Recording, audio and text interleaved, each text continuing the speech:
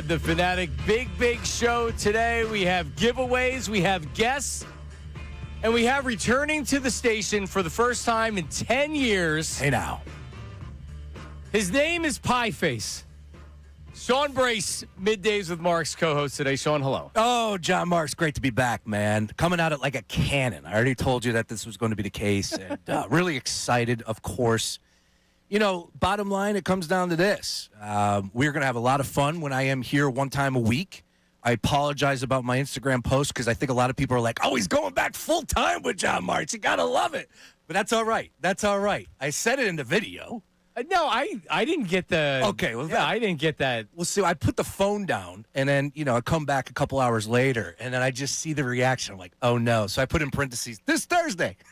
So people were happy. If you don't know, if maybe you're a newer listener to the Fanatic, because it has been 10 years. Yeah, man. Jesus. Lots changed. Yeah, we're married, we have children. You have 2 kids. I have 3 kids. You know, the biggest difference right now between then and now, we got a franchise quarterback now.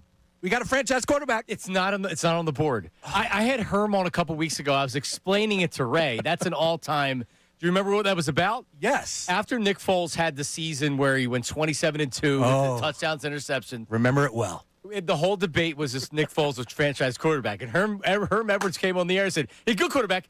He's a good quarterback, but he's a franchise quarterback. He's not a franchise quarterback now." And he was right. We got a franchise quarterback. And he won a Super Bowl. Oh, yes. Go figure. Yeah, he did. We do have a franchise quarterback, depending on who you ask, because some people will say he's not actually a franchise quarterback. Gotta love it. All right, we'll talk about that. But Sean and I started working together in 2008 when I was producing for Mike Missinelli, and Sean essentially was our stunt guy. Unpaid intern for a lot of those, illegal unpaid intern. Oh, yeah. You got to earn your stripes some way, somehow. They can't do the illegal thing anymore. Things changed.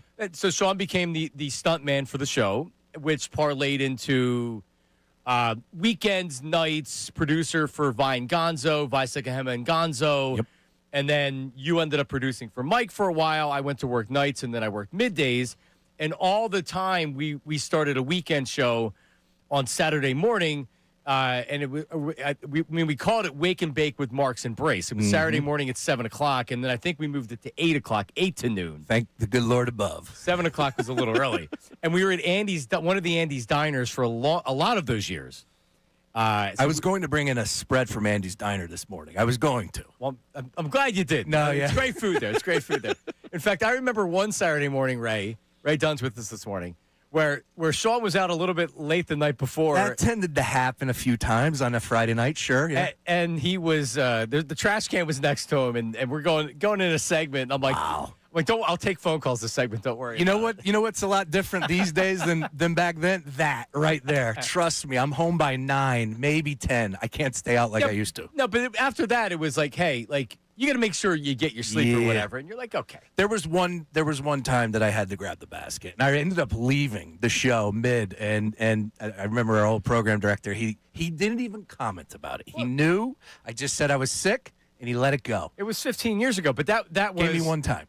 Right, but that was also the beauty of the show was you were this wild man that God knows, who knows what you were going to be up to and you were going to do. I think that was probably 3:30 a.m., 4 o'clock probably. Yeah. Most likely. Yeah. But we became the first show of all the shows on both stations that was for the younger generation. Because at the time, the other station was still on AM, and you had the older hosts. There wasn't guys that you were in your 20s. Just turning 30. I was in my early 30s, so we were the young show, and we were the first young show, and we really found, I still to this day, and you coming back on the air today, all the comments and the DMs and everything that I'm getting about, no way. You guys are, everybody is so excited. So I'm getting chills thinking about it. Man. It's going to be fun. It's great to have you back. Now Ray Dunn, who's 25. Come on. Yeah, he's 25. Oh, my goodness. I couldn't even wipe my butt when I was 25. No, and he's got this, one of the things I was kicking around after listening to the show for the past couple of weeks here is, he's got this old-timey voice style to him. I feel like Ray could be calling, 1919 Black Sox versus, the A's type game. But he is very talented, though. He can do it all. How about that? Right. Like it. And I was watching him last night because he was doing the Temple game, Temple against Delaware State on TV, ESPN+. And the cover.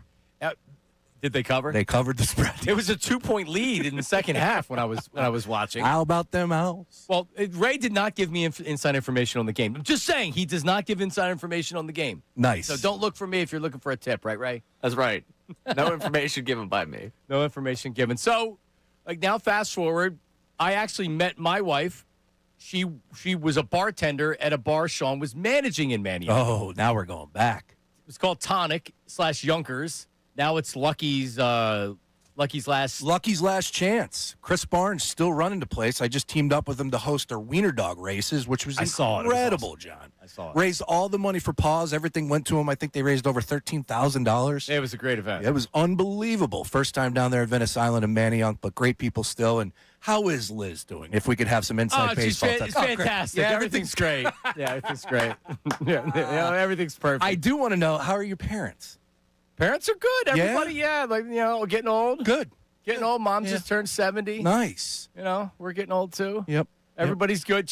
And when Sean met his wife, I still remember the show. You were in Sea Isle when you met her, right? At the Polar Bear Plunge. Polar Bear Plunge. And he came back, and, Sean, I'm not going to tell you that Sean, enjoyed the single life, but Sean maybe enjoyed the single life. And then he met Kelly O. Yep. And I could tell right away, and I'm like, oh, geez. Yeah. Sean's got a girlfriend. That was it. I knew from honestly, when you first meet him, and I knew exactly that I was done at that moment. Yep. She was actually a listener. Shout out to Mike Greenberg. Believe it or not, she was a Mike and Mike listener, and then kept with the station as she was doing sales and listened to Mikey Miss before I was on Mikey Miss's show. Really? And then she all of a sudden heard me and was like, this guy's crazy. I might meet him out one of these times. And the next thing you know, we ran into each other at Sea City. And then she did. Yep. Wow. Two kids later. See, Ray, you can meet a listener and get married. That's it. There you go. That's Maybe what Ray's that's gonna the goal. do. So coming up in a few weeks, 9 out of 10. DM dating with Ray. We're going to set Ray up love connection style on the DM. It's still football season. Let's save that one for the spring, all right? Let's get back to the Eagles. That feels like a March, April type thing.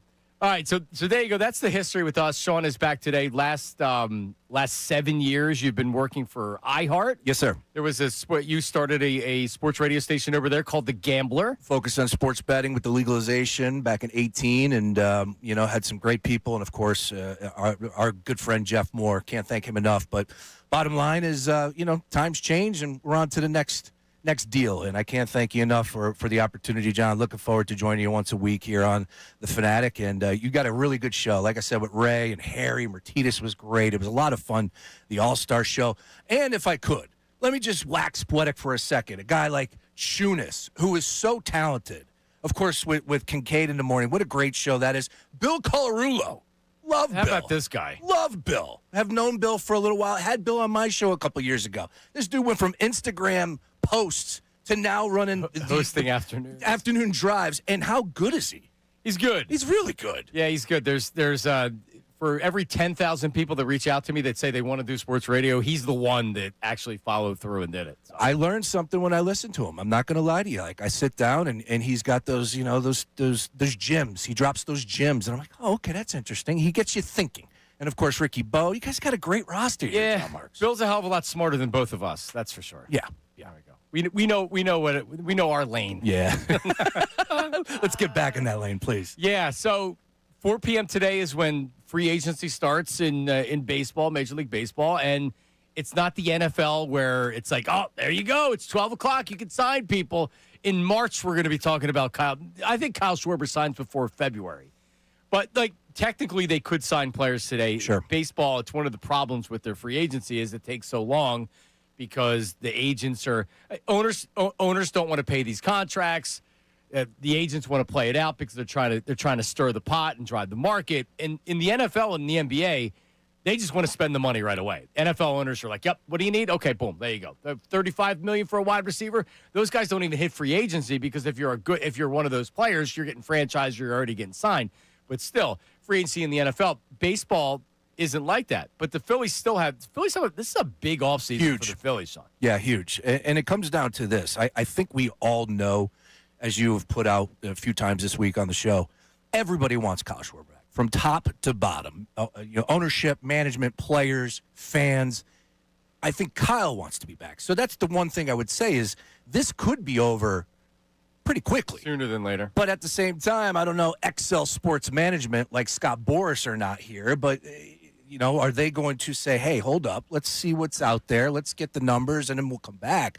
But all in all, I believe if Kyle Schwarber wants to come back, I don't think this is going to go till February. I agree. The one thing that you said that I disagree with, there have been a number of people, and Ray, I'm wondering if you catch some of the same things, that say I'm not giving Kyle Schwarber a fifth year. Uncle Jamie, one of our sales guys that has a baseball background back there, he just came over today and he goes, I wouldn't give Kyle Schwarber 4 or 5 years. And he brought up a great point. If there's a work stoppage, which there's a pretty good chance there's going to be at least something of a work stoppage. Unfortunately. The contracts carry over. So I'm not telling you they're going to miss an entire season, but still. So now, like, you're talking about a 5-year contract that's really could be a 6-year contract. I'm not worried about that. I think I already know what this team's going to look like in 4 or 5 years, and it ain't pretty. Yeah. You want the first 3 years of Kyle Schwarber. That's where I'm at. You think the Dodgers are worried about that extra year? And No. There it is. Think the Mets are worried about the extra year? You think the Yankees are worried? No, they're not. And No. that's the game. Like, you're in that pool of teams. Yep. Phillies are spending big money. And I know you again, I apologize to reference this, but you talked about it yesterday. Kyle Schwarber is box office. Everybody loves the long ball, right? And that's a reason why they continue to sell out day in, day out. 6:40 start times. People want to get down to the ball yard to see Kyle Schwarber hit home runs. And the majority of the time, he did this year. So put that money, if you got to get the extra year, Kyle Schwarber's a guy that has to be back. Well, just look at it this way. If he was to leave, what's the fans' reaction? Yeah. Yeah, that's Like, hold on. We just lost in the playoffs again, and you're not bringing a guy back that had 56 home runs last year? runner-up for MVP, only behind Shohei Ohtani, who's the greatest baseball player of all time. It's unbelievable. Yeah, you got to bring that guy back, I think. 610-632-0975. Same phone number. Same phone number, Sean. 610-632-0975. That's also the text line. Kyle Schwarber, 5 years. I want to hear who's saying no to this. My Uncle Jamie, who's an avid listener to the show. I'm not giving Kyle Schwarber 5 years. My buddy Mark Abellino, who's a member, I've known him from the Dutch days, and he's in the Darren Dalton Foundation. I'm not giving Kyle Schwarber 5 years. I want Kyle Tucker. I want Bo Bichette. I want this player. I want that player. I want the player I know that thrives here. Yep, I'm with you there. The only one I would say, John, and I know we're going to go, but JT. JT's the one where you got to ask yourself, like, all right, yeah, I get it. What's the other option here? But at the end of the day, it might be time to move off of him. Kyle Schwarber, no, bring him back. All right. I like this guy. We're back with your phone calls right after this, your text messages as well. It's Middays with Marks, 97.5 The Fanatic. Oh, I got it. And that's right. I got to tell you about, Sean, we're having Lenny on the show today. Okay. We've had Uncle Harry on before, but Uncle Harry's taking a long-deserved fishing trip. And he's handed the reins to Cousin Lenny. Cousin Lenny learned from the best as Uncle Harry, and Lenny's wasting no time. He's giving away his NFL Thursday game of the month, normally a $70 pick, absolutely free. Just text Lenny at 72761. Text Lenny to 72761. There's no phone calls. There's no sale calls. There's no gimmicks. He gives you a straight-up winner. Text Lenny, Lenny, to 72761 right now, and he will send you via text this week's NFL Thursday game of the month right there to your phone. There's no strings attached. That's Lenny to 72761 for Lenny's free pick. Cousin Lenny's got you covered, and it's 100% free. So relax. You still got family in the business. Hey, everybody, it's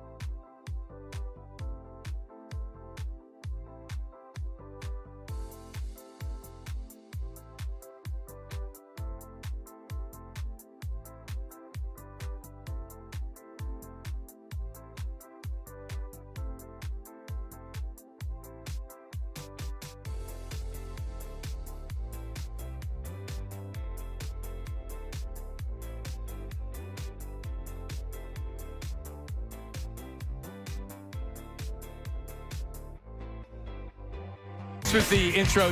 This is the intro to the John and Sean show. Hey now, right here. There you go. We had the Who song was for the Saturday morning show. Yep. So then this became the song.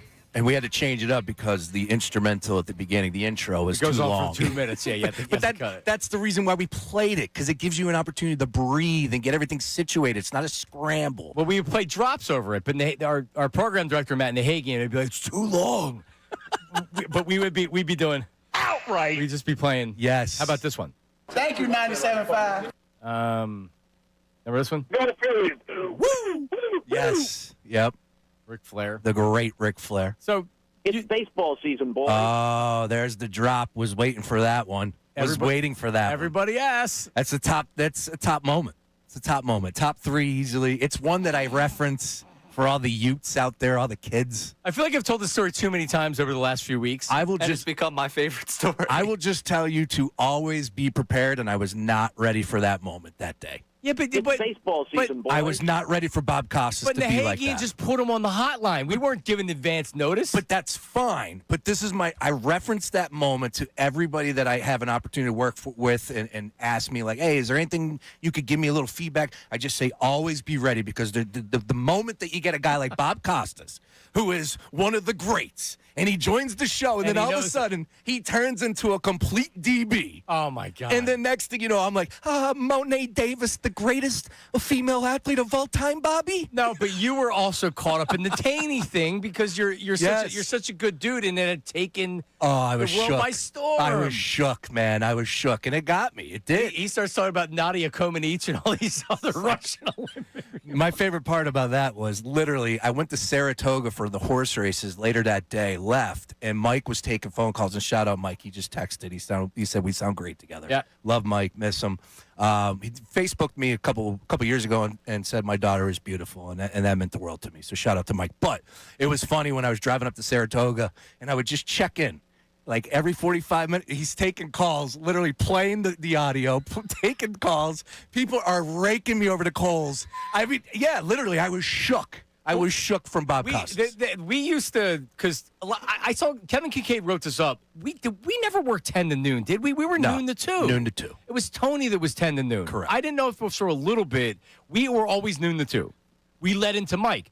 Because Mike, I felt like we did our job when Mike would come in and he would not use our content, but he's like, hey, that was really working for him. Let's do it. And like that, he listened to the show. He called us Skippy and Lippy. Skippy and Lippy. Yep. That was the first text we got on the text line when you announced Sean the other day. Skippy and Lippy are back. I'm Skippy. He's Lippy. Yes. Look, it was a radio moment. It was, for me, literally having a loaf in my pants, to you hanging up on Bob Costas. I end up taking the pressure off of you by hanging up on him. It was perfection.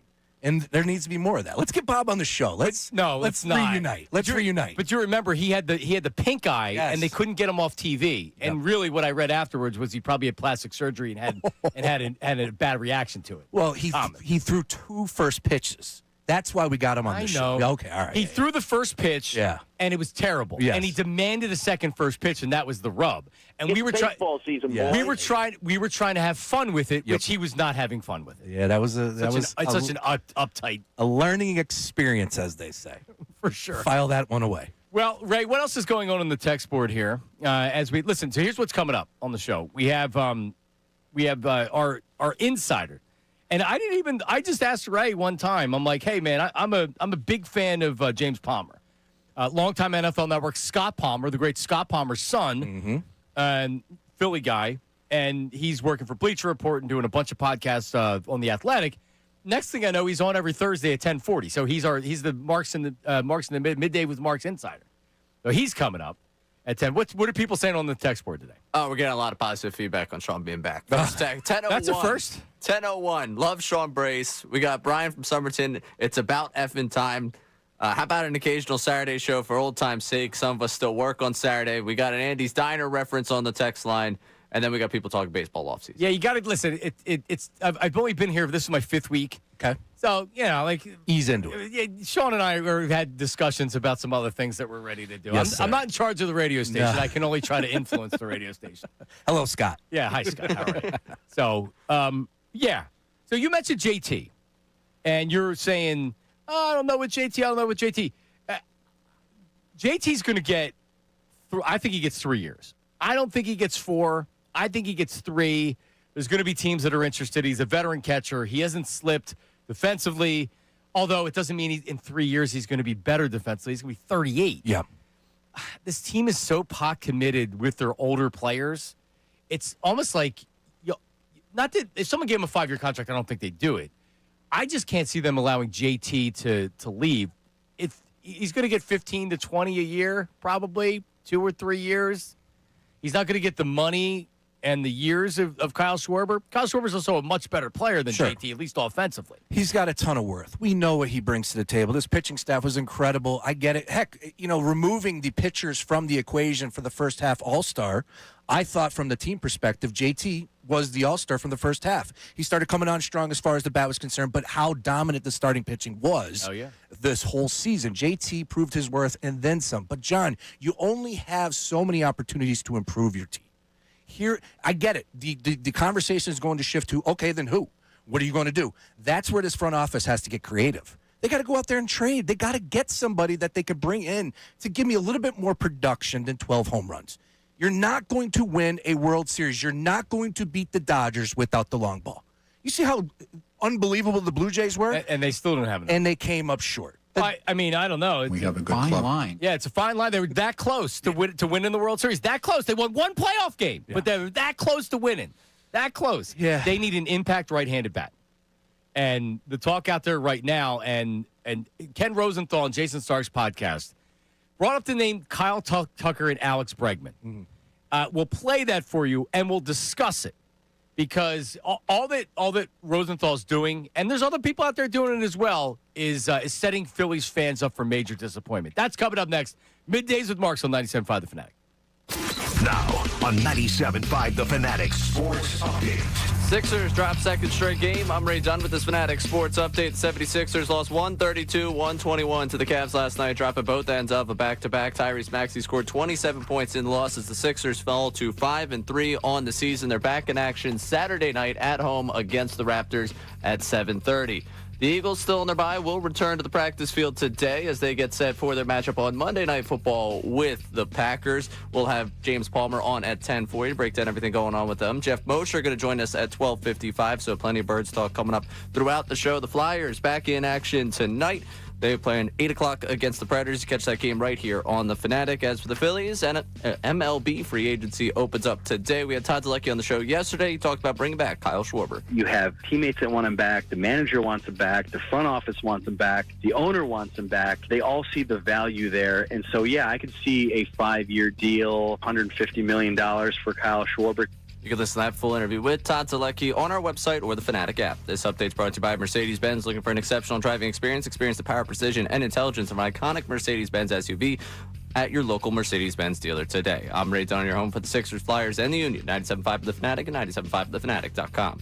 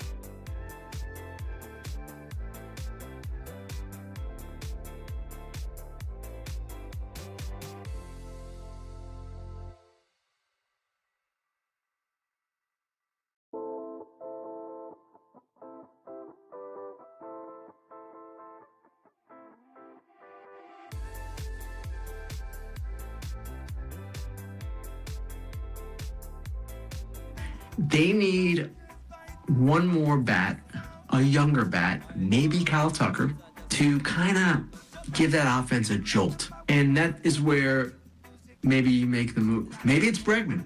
Put him at third base, trade Alec Bohm, which is something they discussed last year, trading Alec Bohm. John Middleton, as enthusiastic an owner as he is and as willing to spend as he is, there has to be a limit, and they've got to be getting somewhat close to that limit. That's Ken Rosenthal, who sounds like an absolute fool in that cut. Oh, yeah, just go get Kyle Tucker. Oh, okay, sure. Let's just go give him, he's going to get $400 million or something. Yeah, it's good. You Phillies are going to sign Kyle Tucker. Okay. Thanks, Ken. I'm all about getting creative, like I said, but you have to be realistic. Like, John, previous to the season last year, I looked at a guy like Pete Alonso, and I was saying before the season when he was a free agent and that was last a short-term contract. Short-term contract, and I thought, this is like kind of a same vibe as Saquon Barkley with the Giants, the Mets. You go and get a guy like Pete Alonso. Yes, I understand what comes with that because he's got to play first base. Now, Pete Alonso did play third base at Florida.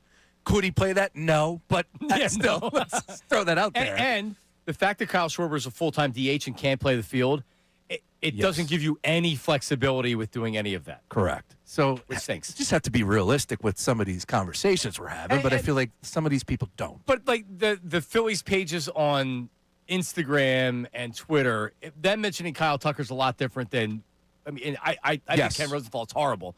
But one of the insiders, one of the national insiders, he's terrible. Like that right there is irresponsible to even bring it up. It sounds like you don't know what you're talking about.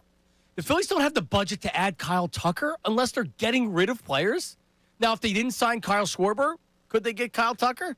Yeah, okay. If you want to add an 8 or a 10-year contract, sure, then they could afford it. By the way, Kyle Tucker did not have a good year last year in Chicago. No, he did not. And I would say, look, it takes two to tango, right? Is he going to want to come to Philadelphia? I don't know. Right. I don't know what his mental makeup is. But all in all, exactly. All in all, I also do believe that he seems like he'd be the player that's, pay me the money and I'll go to the highest bidder. Pay me the most, but just the fact that he fell apart, and I didn't follow the Cubs close enough to know. You notice the Cubs aren't trying to bring him back, right? Very interesting there, yep. All right, he fell apart in the second half. You bring him to Philly, and he has a slow start to the season. Yeah, that's not going to go well. It's not going to go well, and can he recover from it? I mean, there's always so many standing ovations we can give players there. I like that. Nice pull. Ray, would you say goodbye to Kyle Schwarber and look to sign a guy like Bregman, and we didn't mention Bregman, or Kyle Tucker? Bregman, no. I wouldn't say bye to Kyle Schwarber to sign Bregman, just because he's another guy in his 30s, and if I'm going to go down with the ship with the guy in his 30s, I'm cool to go down Bregman also can't carry you offensively like Kyle Schwarber did and has. Yeah, Bregman's a nice addition to what I have. He's not going to be the thing I remake my roster for. Tucker at least intrigues me because I look at that outfield. It's a disaster right now for me, but I'm not giving up the offensive power. Like, I can't let Schwarber walk and still expect to have the offensive output that I had a year ago. Yeah, it's like, and I didn't listen to the whole cut, and that was Jason Stark's podcast, and I love Jason, and his podcast is great. But if he didn't explain that the Phillies aren't going to be able to afford Kyle Tucker and Bregman without getting rid of somebody else, like he said, yeah, we'll just trade Alec Bohm. Oh, okay, trade Alec Bohm and sign Bregman. Sure, let's do that. No, they would have to get rid of salary. The Philly last year, I heard a lot of it, Sean, where you had a lot of fans because the same stuff was put out there by the insiders, like, oh, well, the Phillies, they'd be interested in Juan Soto. Juan Soto's not coming to Philadelphia. He's not. So putting that out there, now fans are saying, John Middleton's not committed to winning. Oh, my ass, he's not committed to winning. He spends a ton of money every year. Yeah, he's a great owner, and that's the least of my concerns as far as what's coming down from ownership, and that's a great thing to say. But all in all, like I said, it comes down to just being realistic. When a guy like Kyle Tucker is going to fetch over $300 million, it's just not going to happen. And I totally agree with you as far as Ken Rosenthal is concerned, and you got to love him and that stare down. That will forever be tied to him. When he knocked the cameraman When he knocked over the camera guy and he was staring. He was always one that I would text to come on the show, and he would always be like, I can't. I'm leaving the house, or I'm walking the dog, or I'm doing this or doing that. He would never come on the show. I told the story on the air. You're a lot more diplomatic than I was describing our interactions. That's true. Yes, very true. Very true. Yeah, no, anybody that ever asks about Ken Rosenthal, I'm just like, oh, he's a major D. Yeah. Not the nicest human being. Not a fan. So I didn't think that was all fake. Let's just put it that way. And the stare down. What was fake was the apology the next day on his podcast. Probably. Yeah. But again, he's still looked at as being a major insider in baseball. Oh, they love the bow ties for charity. I That's know. it. Well, That's all. I didn't say it was true. I said that he's looked at as a major insider. You got to give him credit, though. Saving the apology for the podcast. That's a man that knows his It's a content. power move. Yeah, he knows. I can't just apologize with the Notes app. I got to get some listens out of this. Engagement 101, man. But isn't there a lot of Jim Gray to Ken Rosenthal? You're not really sure because if Jim Gray, if Fox said to Ken Rosenthal, if they said like, you know what, we don't need you anymore, who the hell's hiring him? He's got an unbelievable platform. He's built it up over the years, so he's definitely getting hired. Where's Jim Gray at now? What's he doing? He's Tom Brady's gimp. Yes, he or simp. he is on the. He does a Does the show with fight. them. Yeah, he does the show with them at 6 p.m. Let's go. It's Let's called. go, let's yeah. go. Matthew Hey, let's Stafford go. now on it, and then instead of Brady. Is that right? Yeah, Matthew Stafford this year. Hey, let's go. Let's go. And I'm Jim you want to Gray. talk about some of the Let's these go. sponsorships that they have because of Brady? Good grief. I bet. Yeah. I bet. Scrooge McDuck down there. So coming up, James Palmer, our NFL insider, his thoughts on the trade deadline. He's also a Philly guy. His dad works for the Phillies, so I have to tread lightly on the Phillies questions. Great voice, Scott Palmer. Great Oh, voice. man. Oh, he's the best. Yep. James Palmer joins us coming up next. That's Middays with Marks, 97.5 The Fanatic.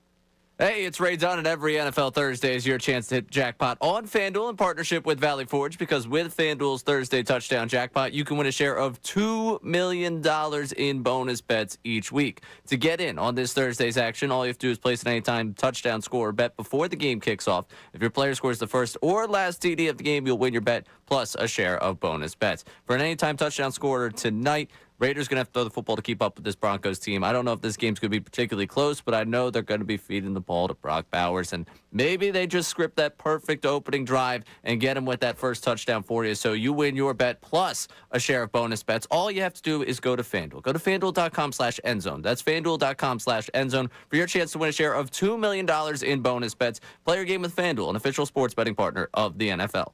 21 plus, the President of Pennsylvania. Opt in. Must apply profit boost token on select market. Prize will be split equally amongst all eligible participants who made the correct first or last TD pick. Bonus issued as non-withdrawal bonus bets, which expire 21 days after receipt. Restrictions apply. See terms at sportsbook.fanduel.com. Gambling problem? Call 1-800-GAMBLER. Unfiltered.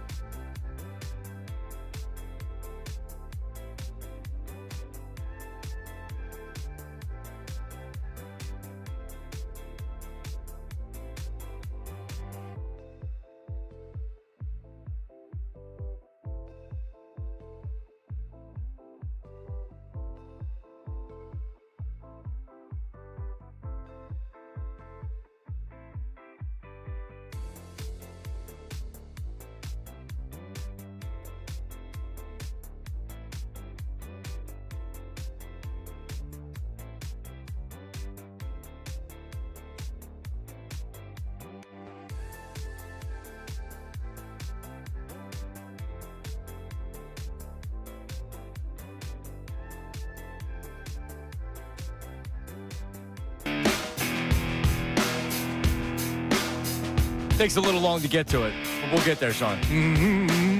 That's your part. Sorry. I'm not good at karaoke. All right, Sean, here you come. Yeah! All right, we're back. Middays with Marks. Yeah. Trade deadline is over. Rest in peace, Chris Cornell. You're not kidding. Oh, What a voice. What a legend. What a voice. All right, well, what a voice we're talking to right now, as on Thursdays, this guy's, we just, like, asked him to come on. He's like, yeah, I'll come on every Thursday at 10:40. Big-time NFL insider, James Palmer, Philly guy, pride of Upper Marion High School, and he joins us right now. What is up, James? How are you? Up. Oh, that was so anticlimactic. What happened? He's gone. We had a problem with his, I don't know, a couple weeks ago we had a problem with the phones. I hope the phone lines just didn't drop. The connection. Yeah, these phones, man. I don't know what it is with radio station phones. The radio station phones they always seem to be a problem. Really? We've been before I came here there was a problem with the phones. You know what? It seems like more and more we're starting to see people just join via the stream, right? And you pull them up that way. Well, that's we've been trying to work towards that. Get them on Zoom, and so we have them for YouTube. So many people are watching on YouTube these days. All right, James is there. What's up, James? How you doing? I'm glad we took a beat there because I don't want my voice compared to Chris Cornell in any sense at all. I'm glad we had a pause there before because I heard that intro. I was like, eee. As a big Chris Cornell fan, I was like, let's not do that. All right, so did you, obviously Soundgarden, but did you, after Chris died and they brought in, no, not Chris, when he joined the Rage Against the Machine, what was the name of the... Oh, man, I'm drawing Audio Slave? Yeah, Audio Slave. Audio Slave. Were you an Audio Slave fan and a Soundgarden fan? Oh, yeah.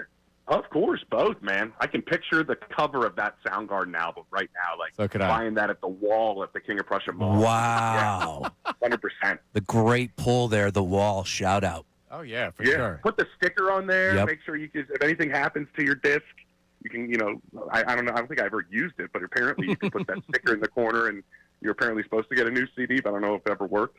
Yeah, I don't know if anybody actually did that. You're right. Impressive. All right, so before we get your insights, because you're a Philly guy and a big-time Phillies fan, and I know your dad works for the Phillies, so I have to. But you think Kyle Schwarber's getting 5 years? That seems to be the talk of MLB right now. He's getting 5 or 6 years. Yeah, it seems to be the talk, and it seems to be probably where it's going. I mean, I think he's one of those guys, the way he's built, people think he can swing a bat forever, and they may be right. It's kind of like a Joe Flacco thing, where it's like, I think Joe's going to be able to throw when he's 60. I think Kyle might be able to slug homers when he's 50. So I think there's a little bit of that thought. I know the numbers are bonkers with the way the league's going right now, but I think that is a realistic timetable, which is nuts, but I get at the same time. Yeah, and I think he's back now. I think JT's back. The one name that I think everybody is kind of resigned to that's not coming back is Ranger Suarez, and there's a lot of talk. I don't know how real it is that the Mets may be in play for Ranger Suarez. I can't take it. I can't take it. I can't take him being a Met. Yeah, I wouldn't take that well either. I wouldn't take that well either. I've resigned to the fact that I think he's not going to be there. So I've already thought that way. But the uniform actually matters, and that part would not make me very happy. Yeah. Go to the AL. Yeah, we'll root for you over there. All right, thumbs up, thumbs down on the Eagles at the trade deadline. I mean, I don't think you can have a better week without playing football in the NFL. Honestly, you had two issues, which were your pass rush and your secondary. You make two moves in your secondary with, you didn't give up much, but maybe you get a little more depth, a little more versatility in Alexander and Michael Carter. And then up front, not only did they didn't want to give up a third, but that was kind of the price of some of these pass rushers. That's why you didn't see some of them go, because it was high for a lot of them. But you get Jalen Phillips, who can come in and play right away because he knows the system. That's why I look at his trade. And the Shaheed trade is maybe two of the best ones because they already knew the system. They've already played for the coordinator. So it's an easier spot to have, give up that type of capital and have the guy go in and make an immediate impact, which you need. But then you also get Brandon Graham, who's going to play back the next half of this season. You also get the practice window opened up for Nolan Smith. You also have the Giants, Commanders, Cowboys, Packers, and Lions lose. I don't know what else you could do in a bye week without playing football to kind of come out ahead a little bit. Now, I know you do the podcast with Steve Smith, and I'm sure that there's some stories to be told, off the record or off the air, because Steve Smith once threatened me one time when I asked him if he eats cheesesteaks. And he's like, I don't eat cheesesteaks. And I said, you don't know what you're missing. He's like, I'm not you. I mean, I was scared. This is when the draft was here in Philadelphia a couple years ago. Literally, I was shaking as I'm asking that question, just trying to have a little chummy interaction with Steve Smith. Not the guy to be chummy with. Anyways. No. Yeah. With that being said, back over to Eagles. Give me your thoughts as far as what we're going to see with Michael Carter here. I know that there's some people out there wondering whether or not Cooper DeJean is going to be sliding out to the outside cornerback spot. We know how good he is at the slot right now as far as defending that area. What is your thoughts with the addition of Michael Carter, of course, happening right before the bye week, but all in all, another get by Howie Roseman? Yeah, you get an opportunity to get a little deeper back there, for sure. I mean, I always kind of look at what happened to the Lions in the postseason and towards the back end of the year last year, where it's just like depth on defense was just really a big part of their downfall in the postseason. And I think that plays a part of it as well when you're a contender, that you want to be deeper. I think it makes them more versatile, from my understanding, is their thinking. And then also, you got to be a little bit hesitant of moving Cooper outside, because honestly, where is he best? And where is the rest of his career going to be played? I mean, he's probably going to be a slot corner, slide over to a safety, and probably make a boatload of cash as a safety at some point in his career. And the middle of the field is why he is who he is. I mean, spatial awareness, understanding of angles and space, that's why they drafted him. That's the biggest strength of his. And to me, it's like, why take that away from your defense, right? So when I kind of asked around a little bit, it was like, nah, we're not going to. We'll see. I mean, they may be forced to, because I know there was a period of time during camp where they were like, this might be our only option, and they were kind of contemplating it. So, numbers might change things, but I do think they feel like they're more versatile with Michael Carter. I think Alexander's kind of like a flyer to see if something's there. Kind of, Baltimore did the same thing, and you see if you can bring something out of it. I mean, there's very few weaknesses in where you stand defensively right now with some of the moves you made. Now I think you can just maybe hide some of them with really good coaching. I'll say that on the back end that they have. I don't know if that's known that well around the league, but really good coaching back there, and with more bodies and ability to kind of mix things up, I think you can hide a couple of things, and I think you could be still effective now that you have the ability to change things up. All right, James Palmer, follow him on socials, at least on Twitter. It's at James Palmer TV, co-host of Scoop City on Athletic Podcast. Sean had mentioned co-host the 89 with Steve Smith, and NFL insider for the Bleacher Report. When you asked around about Jair Alexander not playing, what did you hear? Was it washed, cooked? Was it just didn't mess with what the Ravens were trying to do? He got injured in training camp. What did you hear about Alexander and why he wasn't playing down there? Yeah, I mean, it was kind of a number of things. You kind of hit the nail on the head with a couple of them. And, they've had a number of issues with the way they were as a secondary. And I think they were just taking a chance, honestly. He may be washed, honestly. We'll see. And I think Philadelphia's going to be able to figure that out pretty quickly. But if there's something left, then it's a steal for what you gave up. And I don't think with where you're at and trying to repeat here that it's a poor move. I think you do try some of those things. Sometimes they will hit, and you need them to hit, honestly, for half a season, right? And maybe a handful of games. And so you're trying anything you can to get better on the back end a little bit. I do think that was the major concern of Baltimore. I remember when the trade went down and kind of asking around was is there anything left? And that's what they were trying to find out. And I think everybody, once you're a former, first-round pick and you've played the way that he's played, I think you try to keep seeing if there is a little bit something. Because the play that he's had in the past, obviously, he's played at an extremely high level before. You know where he was drafted. You know what he's capable of. Is there still a little something left there? And I think that's what everybody's kind of looking to see. And I think that was kind of what Baltimore checked in on, and it didn't really fit exactly what they were doing back there. And they had a really interesting secondary. I mean, everybody was a first-round pick. Then everybody got hurt, and then everybody was shifting around. It's been a really bizarre year for Orr in that defense in Baltimore for sure. Yeah, a very interesting trade deadline across the NFL with Dallas and the Jets being a big part of everything, but Dallas making the trade. Everybody, I think the knee-jerk reaction is, what is Jerry doing? You trade away Micah Parsons, then you're using some of that draft capital to get a defensive tackle. It's already making big-time money. When you talk to people around the league, what was their reaction to that trade? I'll give you one better. People inside the building that I was contacting were like, give me a minute here. I'm still trying to process what just happened. I'll hit you back in a little bit. That's what was going on inside the building. In the morning, it was like, okay, Logan Wilson's a good move. I wish we would have won the last 2 weeks over Denver and Arizona, and it would be nice to better this defense, and I feel like we're getting a little healthier with what's going on here. And we'd be in a better spot making this move if we were maybe our record was a little better because our offense is great. And then they go and swing huge for Quinnen Williams, and they're all kind of like, ew. Like, we got a little bit older. We lost a half a season of somebody helping our defense, right? We were without either one of these players the first half of the season. We got a little bit older, I think like a year and a half. We ended up, getting rid of Mozzie Smith, who really wasn't going to be a plan, with the way he was playing anyways. They did save a bunch of money. I think the trade part of it that you need to look at is they saved like $60 million in terms of where Quinn's contract is over the next handful of years and what they would have been paying Micah over the next handful of years. So it's like $23 million roughly per year they're going to save.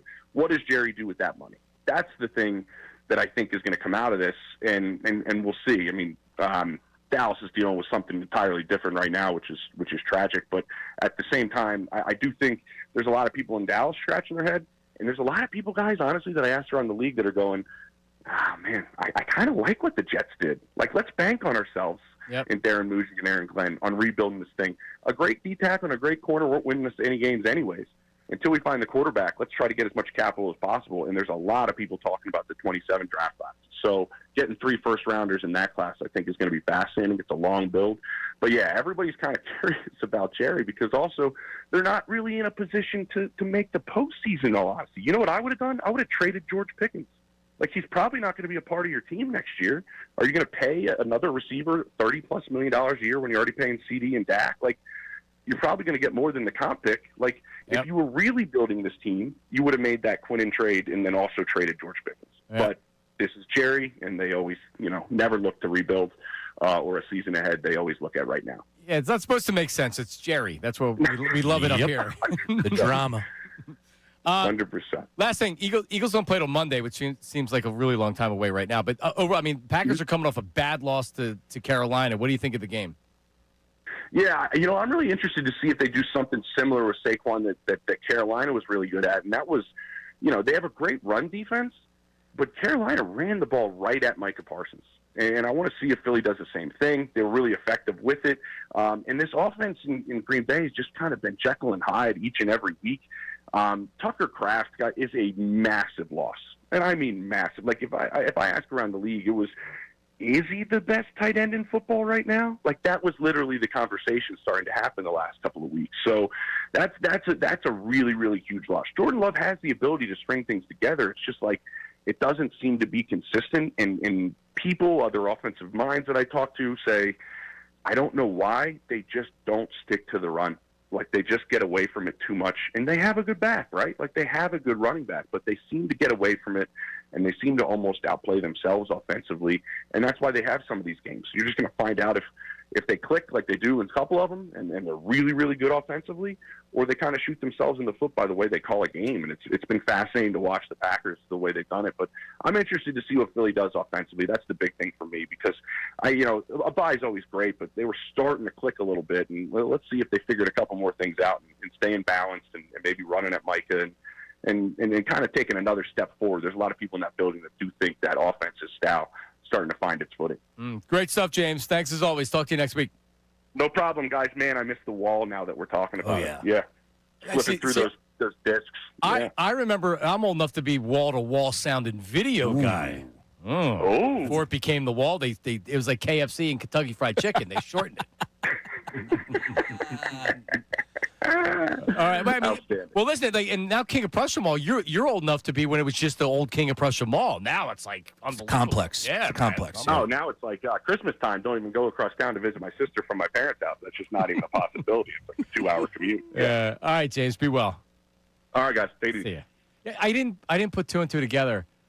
Scott came down. I was doing a Phillies run in the playoffs. He came down. He goes, "Yeah, I was just watching my son on NFL Network. Blah blah blah." And I'm like, "Oh, like no, get out!" Yeah. I didn't know. Yeah, I don't know why I didn't know. Very good. Great voice as well. And as you just heard, he knows his stuff. Real quick, though, John, Dallas Cowboys to make the playoffs. Yes, plus 850. No, minus 1,600. I don't see the Dallas Cowboys making the playoffs this year. Yeah, it's crazy. Yeah. And one of their players died today. Marshawn Nealon.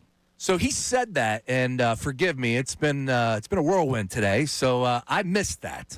I apologize. Well, no, Ray sent it to me. I just didn't. We never. I don't even think we mentioned it. Do any details? Well, no. No. Okay. So Matt Cord's going to join us in studio. Yeah. We have tickets to We have tickets to Penn and Drexel. It's Penn and Drexel, yes. Oh. The battle for 33rd Street that we're giving away. We're Very gonna do cool. Big Five trivia with Matt Cord live in studio coming up next. It is Middays and Marks, 97.5 The Fanatic. Now on 97.5 The Fanatic Sports Update. Sixers drop second consecutive game. I'm Ray Dunn with this Fanatic Sports Update. The 76ers lost 132-121 to the Cavs last night, dropping both ends of a back-to-back. Tyrese Maxey scored 27 points and lost as the Sixers fell to 5-3 on the season. They're back in action Saturday night against the Raptors at home at 7:30. Eagles return to the practice field today as they get ready to play the Packers on Monday Night Football. Just heard from James Palmer. You'll be able to listen to that one more time on our website or the Fanatic app. Jeff Mosher will join us coming up at 12:55 to break down everything going on with the Birds. Flyers return to action tonight in Nashville against the Predators. The game starts at 8, and you can hear it right here on the Fanatic. Major League Baseball free agency opens up today. Todd Zalecki joined us yesterday and talked about bringing back JT Realmuto. They have to bring back JT because JT, I know he had really his worst year offensively since his rookie year, but the intangibles of him, the way he runs the game, the pitchers love throwing to him. He's also a great leader in that clubhouse. You can listen to that whole conversation about the Phillies offseason one more time on our website or the Fanatic app. This update brought to you by Morgan Stern Hair Restorations. Great teams stick together, and so does great hair. Morgan Stern Hair Restoration Championship results. Visit morgansternhair.com or call 610-980-4000. I'm Ray Dunn, your home for the Sixers, Flyers, and the Union. 97.5 The Fanatic, 97.5thefanatic.com.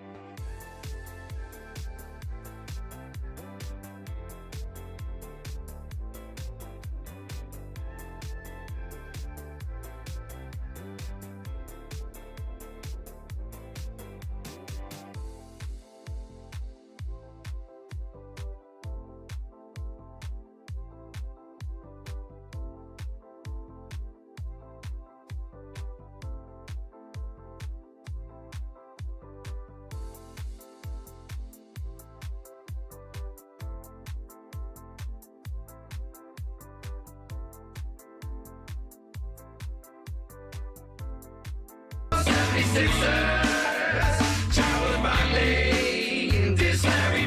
right, we're back. It is Middays with Mark. Sean Brace joining us in studio, the voice of the 76ers.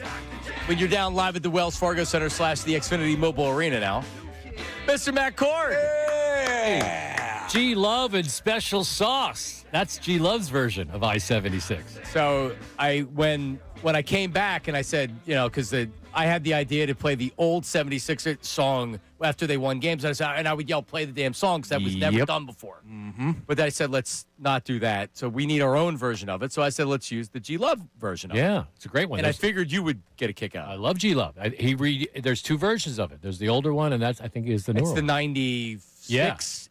Yeah. Or before that, is it Jerry? Well, there's he one says Jerry Stackhouse. Yeah, there's one that says Aaron McKee and Iverson. So that's you're playing the original. That's the original. Good to see you guys. Look at this. Tugging at the Brace and strings now. Marks. What's up, Matty Cord? Matt Cord. I remember once you guys did like a bikini contest. Yes. At Did the we? pool And near the summer bash. near the Piazza. There was that fancy pool club across the street. Yeah, that was a great I evening. came over. It was like a Thursday night, and it was just bikinis. Bikini contest? Yes. Yeah, And yeah, there was yeah. lots of liquor. And Oh, yeah. you're like, I was like a guest judge. Yep. Nothing but tens all around. Mike Yeah. Jarek was a guest judge that day, I too. think I Yeah. went with Jarek. In your single days. Yeah. I'm shocked that Jarek would be in an event like that. Jarek's like, where's the vodka? What Where a are the great time. bikinis? Great Yeah. evening that was. What was the name of that swim club? Oh, man. No. Because it was like an expensive swim club Yeah, I right across remember the, and it was like all beautiful people. You felt like you're Northern Liberties, when they built the a lot Piazza, of jacked it up was right guys there, that look like they're on the Jersey Shore. which was not me, by the way. You guys did a lot. Yeah. You did a lot of. You were at a diner all the time, right? Andy's Diner on Saturday Andy's? morning. Are they around anymore? Not one of them still there. I think the Conchi one's there. Okay. Was the name of the day club Vesper? No, that's what it's called now. But that's Okay. the same location. Yeah, it had a name. They renamed it. Yeah. Anyway, good to see you. Thanks for having me in. We had fun as it was an easy night last night to watch the Sixers because it was pretty apparent they weren't winning the game early. I was watching The Golden Bachelor, so Oh. yeah. I was watching Ray Dunn on ESPN Plus as Temple was taking on Delaware State at the Liacouras Center. And who won that game? Temple did. All right. They even covered, I'm told. Ray. There you Temple go. women's basketball, right? No, man. No, Oh, he he was on does with I the- thought yeah. he does. He's the voice of Temple Women's. Right. But he does the ESPN Plus games on TV. Last night he was with Temple great Jason Ivey on the call. Okay. Jason Ivey on that Aaron McKee, Eddie Jones, Rick Brunson team. Yeah, great. Yeah. And the mayor of Camden was on that team. Vic Karstarpin. No, Vic was before that. He was before that? I think Vic was on maybe between the Mark Macon. Macon? Before the okay. Macon or after You're Macon right, before those. Way guys. before that. But anyway, so what's up, dude? Now these big morning star at WMGK, Matt Cord in the morning. Yeah, me and my show. People are like, "How's it going?" I'm like, "I hate my producer." They're like, "I'm like, I don't have one." Yeah, the show is almost as big as Preston and Steve with Right. the amount of people working on the show. I'm like, I hate everybody I work with. Who do you work with? Me. Me. I have a great traffic girl, Cindy Graham. But yeah, it's fun. Do you go to Cindy? Like, Yeah, we go over stuff. Yeah. Sure. Yeah, she watched the Iverson documentary, and she's not even a sports fan, and she loved all three parts of it. Love it. Have you guys seen it? I have not. No. It's good. I feel like I know the story already, though. I don't need the Yeah, documentary. but it's right? produced by Shaq and Steph Curry. So is it recent? Is it recent? It goes from day one all the way up to recent. Does he talk about the alcoholism and things like that? He does not mention that because he has been sober, I think, for 7 months. He talks about it now. I saw a recent Yes. interview that he talks about it. Yes. He's back for with him. Tawanda. Tawana. How do you With know Tawana. that? He said it. Did Tawana tell you that? Yeah, that's in there. I mean, just How about the fight with Stackhouse? Is that in there? that's not in there. See, that's the stuff I was just need. talking about that yesterday. Yeah. The posses didn't get along. Yeah, The posse's in there a lot, and Was Poom Poom Pants? Poom in Poom there? Pants almost made it. And then there's the crossover. I never knew this. He got it from a walk-on in Georgetown. This guy used to cross him over in practice. He's like, "Teach me how to do that." Really? Yeah, I forget the guy's name. Oh, I got to see this. Yeah, it's really good. You'll like it. And a lot of football. Like, he was an amazing He was a quarterback. great football player. He was incredible. getting recruited by colleges to play. He wanted to go to Notre Dame and play both. Like, I never knew that. Yeah, I remember him being a big recruit. Yeah. I guess he made the right decision Yeah. playing basketball. But and they a lot on the 2001 team. Matt Geiger and Tyrone Hill and George Lynch and Juan Pepe Sanchez. And It's a big year for that. Anniversary. Yeah. Yeah, Well- and unfortunately Theo gets hurt, and that makes them trade for Mutombo, which really changed the entire course of the franchise because then they had the Max Mutombo. Right. It was such a different team. I mean, you understand why they made the trade. I just love the team with Theo because he blocked the shot right out the transition. The AI, boom, boom, boom. Tough to stop him. That was a great. But it was I love that Mutombo. team. What's that? It was Mutombo. No, I know, but I'm saying. But it's at the time it was like you got to trade for Mutombo. No, I don't disagree, but you also then had the Max Mutombo after that. Yeah. And he was. Do you remember the other two centers on that team? McCulloch and Matt Geiger. Yeah, Geiger, yeah. Mutt Geiger. He had already been. There was a famous from that season. There was Larry Brown has him in the huddle, and he looks up and he sees Geiger on the outside of the huddle, not paying attention, and he goes, "Matt, will you get in here?" Like you could just tell how annoyed he was. Yeah, he won Defensive Player of the Year. I know he only came over for a little bit with the Sixers. The still. All-Star game. When Iverson played with them in the All-Star game, it was like they're going to trade for Mutombo. It just makes too much sense, and they did. It was a great run. You're funny though because Brown would always yell at Matt Geiger and he'd come off the bench. He'd be like, "Matt," and I'd be like, "What? Oh no, Geiger." Like thought it was me. How many years have you been doing this? This is my 28th year. Oh, stop! Yeah, unbelievable. Started the second year, the first year with Larry Brown and Billy King after they fired Brad and Johnny Davis. Johnny Davis was Allen's first coach. You know, Seth Greenberg came on the station. Still Greenberg. Angry. No, but Seth Greenberg, his brother, came on the station for some type of college basketball analysis and started ripping Pat Croce because he's still mad that he fired Brad Greenberg. As if it wasn't a good move. He brought in Larry Brown, and the rest was history. Yeah. And I said, I don't even know what I called Seth Greenberg, but I said something, and he was not very happy with what I said, though. Do you let yourself think about how this city views PA announcers and how much they are, a fabric of everything? Like, Dan Baker. We can go down the list of all the great voices inside the stadium. You let that ever come into your head? Like, man, I've been doing this so long that my name is going to be mentioned up there. Yeah, but then you look at, like you mentioned, Dan and Lou. They're both in their 52nd year. I'm 28. You're not going anywhere, though. No way I'm making 52. No, the court's not making 52 No years. way. You got 32 in you. And How many you got? 28. Okay. But the Well, guy, how many more do you have? Yeah, that's how many more do you have? I'd like it. Maybe the new arena is in 5 years. Maybe for the first year of the new arena. Ooh, it's breaking news right now But on Marks and the Midday. guy before me, I mean, not right before me, but was Zinkoff is probably one of the most famous PA persons in the For history sure. of Correct. anything. Yep. You know? And he was like, he did whatever he wanted. 6 University of Your Massachusetts. car, your lights are on, and he had that New York accent. Smoking. And he hung out with all the players. Like he was never married. Dave Zinkoff. Yeah. Yeah, 5'8" guy, a voice from God, and back in those days, they all hung out. Much different day. Yeah, in age, Teddy yeah. Pendergrass and No, Dr. J. And now Matt Cord just puts Skittles on his table so the players come over and eat Skittles. No, and check in. we're doing Reese's Pieces now. Oh, is it Reese's? Yeah. It's Halloween. Yeah. All right, so we have something cool coming up because we have three. We have three pair, right, Ray? We have 3 pairs of tickets, and they're sweet tickets. You're not sitting up in the upper level of the DAC. These are sweet tickets. Drexel Penn.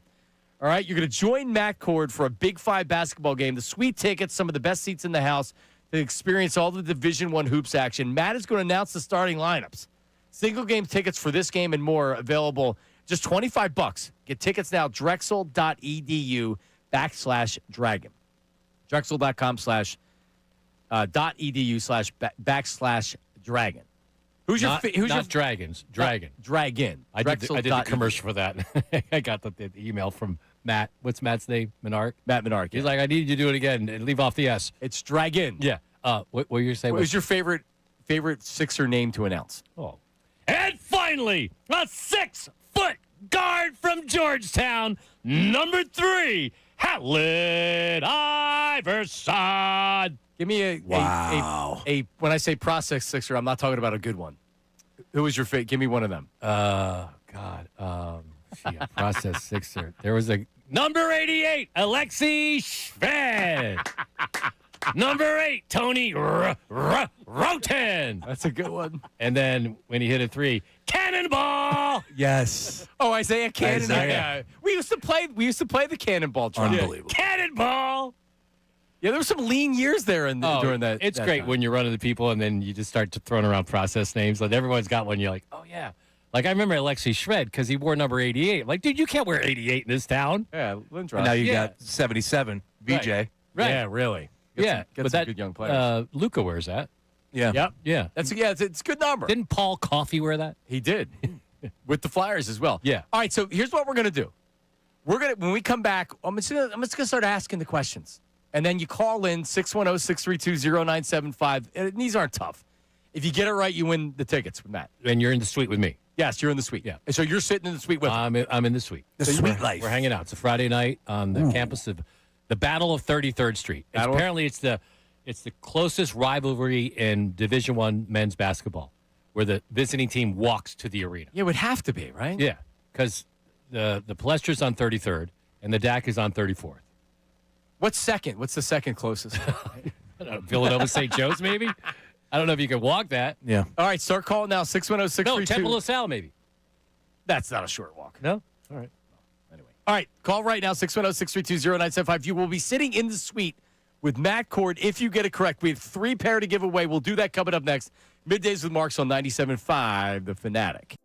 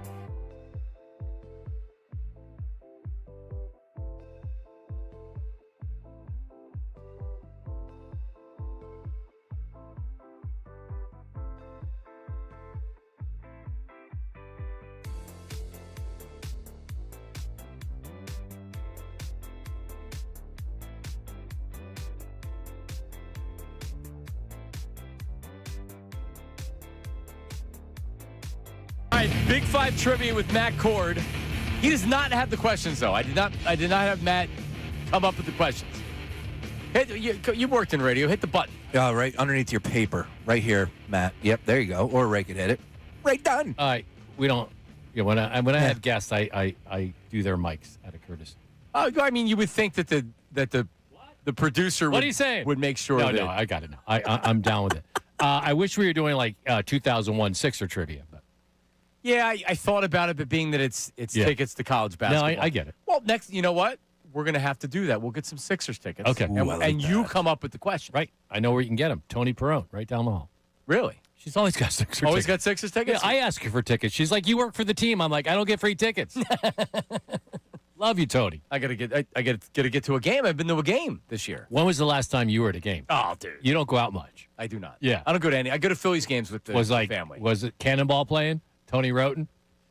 Last 76er. No, I've been since then. No, I actually got into not an argument with Mike Miss, but I saw Mike Miss for the first time since we had a little snafu, and he said hi to me, and I was like, I don't want to talk to you. Go away.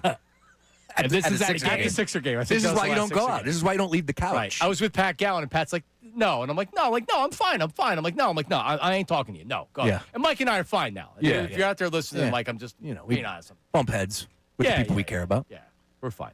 Anyway, that was the last game. So what? Is that 2019 maybe? All right. That's 2020? Pre-COVID. Brett Brown, coach? Pre-COVID. Brett Brown, probably the coach? Wet, yeah. Yeah. Wet Brown. Yeah. Speaking of Brett Brown, his son, I don't know if he plays for Penn anymore. Charlie. No, is it Charlie? Thought it was Sam. Sam, yeah. Great college basketball player. I think he transferred to Davidson. I remember Sam as like a 10-year-old. Yeah, right. Yep. Shooting buckets. I want to and say good under kid. 10. Yeah, I want to say even younger than that, hitting three-pointers. Well, did he play for Lower Merion? Or he go to a Yeah, private he played. school? He played at Lower Merion, and then he played. I think 2 years. I think he transferred this year to Davidson. But they're saying he could be a pro basketball player. Yeah, I like Nick Nurse. I really like Brett. Yeah. Brett, good dude. Really good dude. And his accent was the best.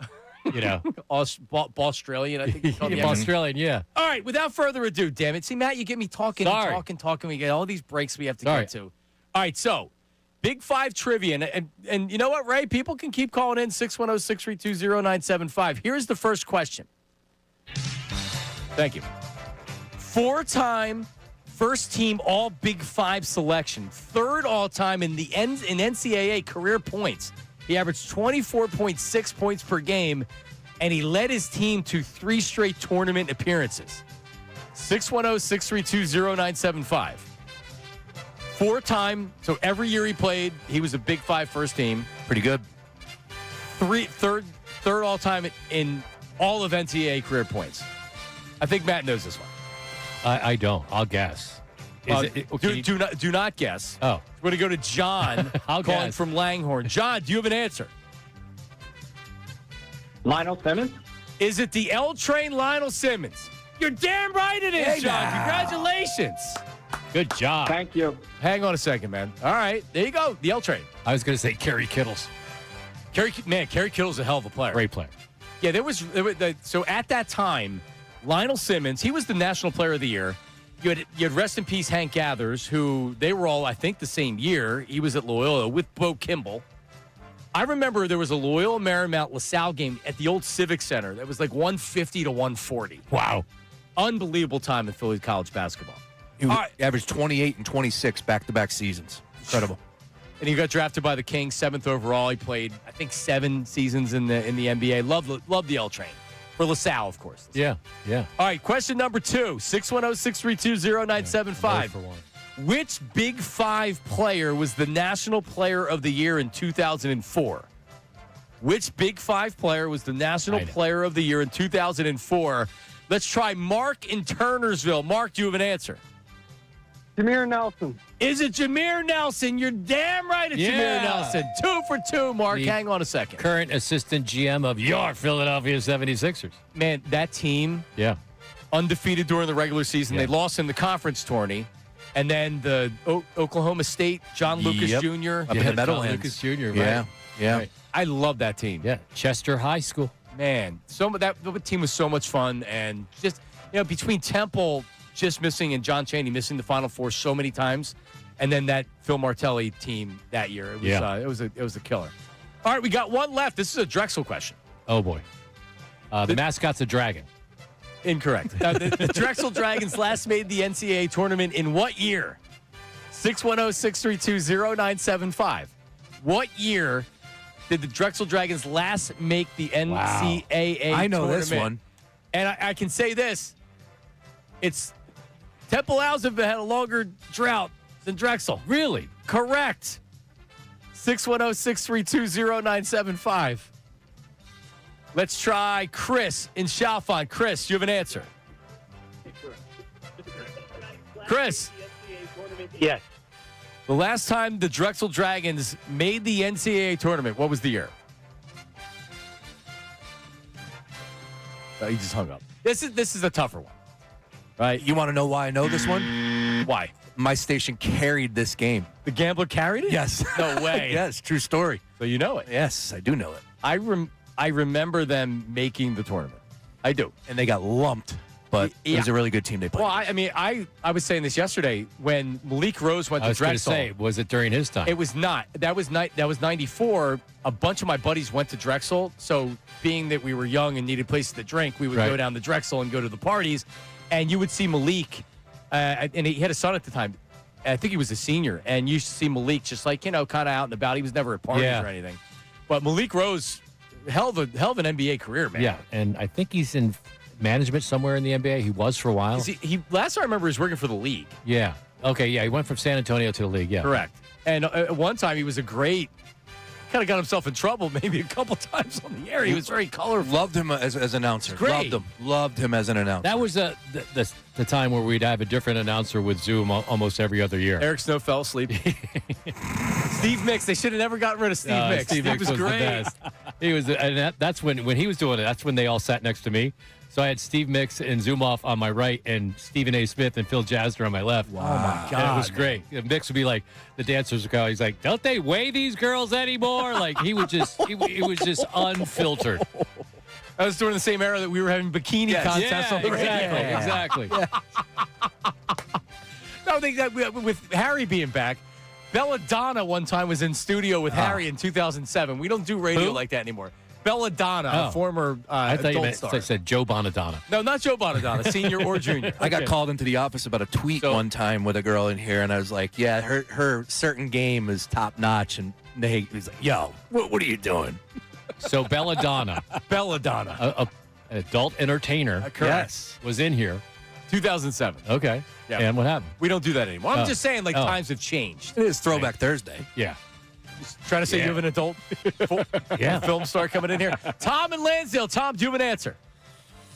Is it 2021? Is it 2021? Are you busy coming up here later this month to hang out with Matt Cord in a suite at the Drexel game? I would love to. I want him to say hi to me with a really nice tone to it. Oh, well, you're in luck because you're going. That's correct. Yeah. Oh, I love it. All right, Tom, hang on a second. Tom in Lansdale. Come on in the suite. Do you get people to come up to you and they ask you to do voicemails or things like that? I'm on Cameo now, John. Are you really? Yeah, Nice. I do Cameo. Good work by you. Yeah. Well, I you do sign- a lot of wedding parties. Yep. And then around fantasy football draft, they'll send me the names. I decide the order. It's pretty strong. Is that right? Oh yeah. Well, so when I got married, I invited Matt to the wedding, but you It do was the same- college buddies weekend. yeah. Sure, I couldn't. Yeah. Every year you go away with your buddies from college. No, I wasn't mad. You got married probably the second weekend in July. I did. Yeah, that's correct. Exactly when we go. But it's a good rate, Matt, too. I mean, What's my rate? I think you can get a little bit more, but I think it's it's a nice number. 45. Yeah. $45. Get you Matt Cord to do whatever you want at Cameo. or if you see him down if you won tickets, maybe he'll do something for you down there for $20 cash. Yeah, they take a lot out of Cameo when you do do it. they? Yeah, 45 isn't 45. The idea was thrown out, like have Matt introduce our wedding party, and I said I'm not asking him to do that. Matt's a friend. Okay. I'm not going to do it. Yeah, But I do it all the time. I know you do, but Yeah. I don't want to ask you. I wanted you to come to the wedding, not announce the wedding. I just did my stepson got married in July, and I did their wedding party, and I'm in the wedding party, so I'm introducing my wife, the mother of the groom, and me. And we walked in together, and I still have the microphone in my hand. That's awesome. Yeah, I do lots of wedding parties. The worst thing that came from the Eagles winning the Super Bowl, the first one was then every wedding that I went to, they did the Phillies special. Oh, Yes. when they were doing the afterwards, and I hated it every time. Well, Yeah. no, I hated it the fifth time, and then everything after that. I used to go to weddings. It would be me doing from the Sixers, and they'd have the Eagles pep band playing. There it is. Yeah. Skull. And the backup Fanatic was in the corner. On the banjo. Yeah. Well, I'd be like, hey, Tom. And I'm not Tom. Yeah, and any truth to the rumor Philly Moose might come back for a Philly Moose. That was an Adam Aaron thing, right? No, but hip hop is back this know. Saturday. Bill Roth, the guy who played hip hop. So it's a Saturday. Yeah, it's this Saturday, the first game. That's stupid. He played hip hop from '98 to like 2011, and Bill's like, he's a gymnast, still has a gym, I think somewhere around Aston, and so we'll have hip hop and Franklin together. Wow, that's Got awesome. the Raptors coming to town. Now, is Big Shot coming back at all? I don't know. That'd be a good one too. Bring them all back. People love nostalgia in this town. Like I didn't realize how like hip hop. You guys got hip hop. Well, look what we're doing with the station right now. I brought everybody back from the You're Back to the Future. We're Right. doing nostalgia. Right. When I hear Phil from Mount Area, then I'll know it's there a it is. complete circle. There it is. VJ didn't have a good game last night. I know, but You can't expect him to come out and score how many 37. games does he play in college? Like 28 total? No, the dude is Like he's probably played. He's not used to it yet. the dude is everything you're looking for a cornerstone piece that helps set the culture for the team going forward. I mean, think about our guards right now. You got him. Holy cow. You got Jared. You got Tyrese. People forget Quentin Grimes is younger than Tyrese Maxey. Yep. Is he really? He's 25. They're both the same age, but Tyrese just turned 25. I don't think Quentin turns 25 until like May or so something. a couple months. Yeah. Yeah, and he is. I mean, I love these three guard looks. Look, you know what it looks like when Jay had all those guards. Yes. Jay Wright had all these old guards, and you would see it was Nardi, Alan Ray. Who am I missing here? Randy Foy. Yeah, Randy Foy. Foy. And Scotty Reynolds was there for a while. He would run those three guard sets, and then you had Sumter or maybe one of the I forget the other big guy Cunningham. Yes. But like Jay really worked out to perfection. When I see them on the Kyle floor at Lowry. the same time, Kyle Lowry, and he couldn't shoot a lick. And I actually talked about Randy Foy was drafted before Kyle Lowry. Yes, yeah, he he's was. a first round pick. But I made the comparison to Kyle Lowry when people were talking about Edgecombe about how he's not a great shooter. Kyle Lowry, look at his 3-point shooting percentage in college, like 20%. He didn't shoot. VJ is so athletic. It's incredible to see him and the athleticism he's bringing to the table. Look, I think we all are realistic when it comes down to our expectations. But, man, he was the third overall pick, and he's exceeding my expectations right now. Already. You know? And he's got the right mindset to play in this town. He is like basketball. He was at a college game when they were on the road the other night. He was watching a college game. Yeah. He went somewhere. and saw. Yeah, where they're in Chicago. He went and saw some team play. Love it. Yeah. And it feels like, and Joel is the former MVP and he's Joel Embiid, but this feels like Maxey has taken, and this is now Maxey's team. Yeah. And don't forget about. forward. I mean, Paul George is coming back. You So- get a healthy Paul George. It's not a bad thing. Here's my issue. You work for the Sixers, so I'll look to Sean a little bit here as well. Okay. Your issue? George and Embiid on the court together doesn't seem like a winning formula for me. It's good, but what I'm saying is Nick Nurse has his work cut out to get these guys. He's got a lot of things that he's got to figure out, and if he does it right, he can work. Paul George basically didn't play last year. Yeah. So there's I think that's a positive. Sure. Oh, it absolutely is. It's and a the long NBA season. is one of the few leagues where you get better as you get older. I mean, look at Steph Curry right now. He's 37. I mean, he's playing out of his Paul mind. George Lou is- Williams won all those six-mans when he was like 34, 35. Like, Lou for two. Lou is great as far as a media personality. I think we all knew that would be the case. But Paul George, it's just frustrating. The big thing Shoot for to me. three. Yeah, but you know what? Now, because there's other options, the floor is going to be spread more. Right. He's going to get a lot of open looks. Yeah, because I like Paul George this year. Same. I do. I know. I'm excited. Oubre, George, and Kelly Oubre. He's playing well. A combination of the three guards. Yeah. They have four of them. Yeah. And then Oubre and George is the lineup that I really, really Right, like. and don't forget about Adembona. Okay, yeah, no, he's been good. And Dominic Barlow, I mean, he got good. hurt. He was doing, I mean, it's good. Just it's not enjoy great. the ride. We lost two in a row. You know? That loss the other night was really Killer. bad to Killer. Chicago. Killer. That was I was so mad. Like I was like, God, I never got that mad last year. No, but Correct. it's true. And the expectations aren't the same because I don't think anybody expects anything. So, Right. like you had said, it's been fun to watch Yes. the team without these because when you add Paul George, it becomes hurry up and get to the playoffs because you have to make it to the conference final. Otherwise, it's a failure. There you go. And we saw how last year played out. So this year, it's just like, let's have fun. It's been fun. Well, you're in a city that has expectations on every team. Right. You know, that's the hardest part. But when the Eagles, when they lost to Tampa, 2003 was hurry up and get to the playoffs because you need to win and go to the Super Bowl. Mm-hmm. And then you didn't make it to the Super Bowl. But then T.O. came, and it became fun to have a regular season again. This is a fun regular season because you actually have young guys. I don't want to say that when Embiid comes in, I'm kind of like, eh. But when Embiid comes in, I'm kind of like, eh, because I like the pace of the younger guys. But you still got to guard Embiid. He opens up the floor for those guys. Nick Nurse has to figure out how to combine all of the ingredients. And he's got a long way to go. We're only, 8 games in? Now he's got a long way to go. It'll be fun to see him try. 5-3. Yeah. Yep. Okay. It'll be fun to try. All right, Matt Court. So, listen. What? 2 weeks. Put this down on the show sheet there, Ray. 2 weeks, you're coming up for 2001 Sixers trivia. Absolutely. For Sixers tickets. I'll come up with it. Can I make the trivia? Oh, no, you guys do. No, you make it. No. No, I like guessing it better. Are you like playing at home? Yeah. All right. And then we'll gentlemen, tell Matt more Court. stories, too. Yeah, no, I love the stories. You got to tell the story of the time you went to the Riviera, that club on 73. Was that for his birthday? No, it was a live appearance with Missy, the mail girl. Oh my God! No, Wow. no. That was his That was birthday. my birthday. That was my That was his 30th birthday. Yes. We don't need to know that. Yeah. That's a great story. I think that place is knocked down, but That's a still. great story. Yeah, that was a great time. Well, you know what the And you got paid for that appearance. the fantasy show. You know what the fantasy show bar is now? No. A Taco Bell in Mount Ethan. Oh, how ironic. It's true. All right, Matt Court, everybody. Thank you, guys. Thanks, Sean. Thanks, John.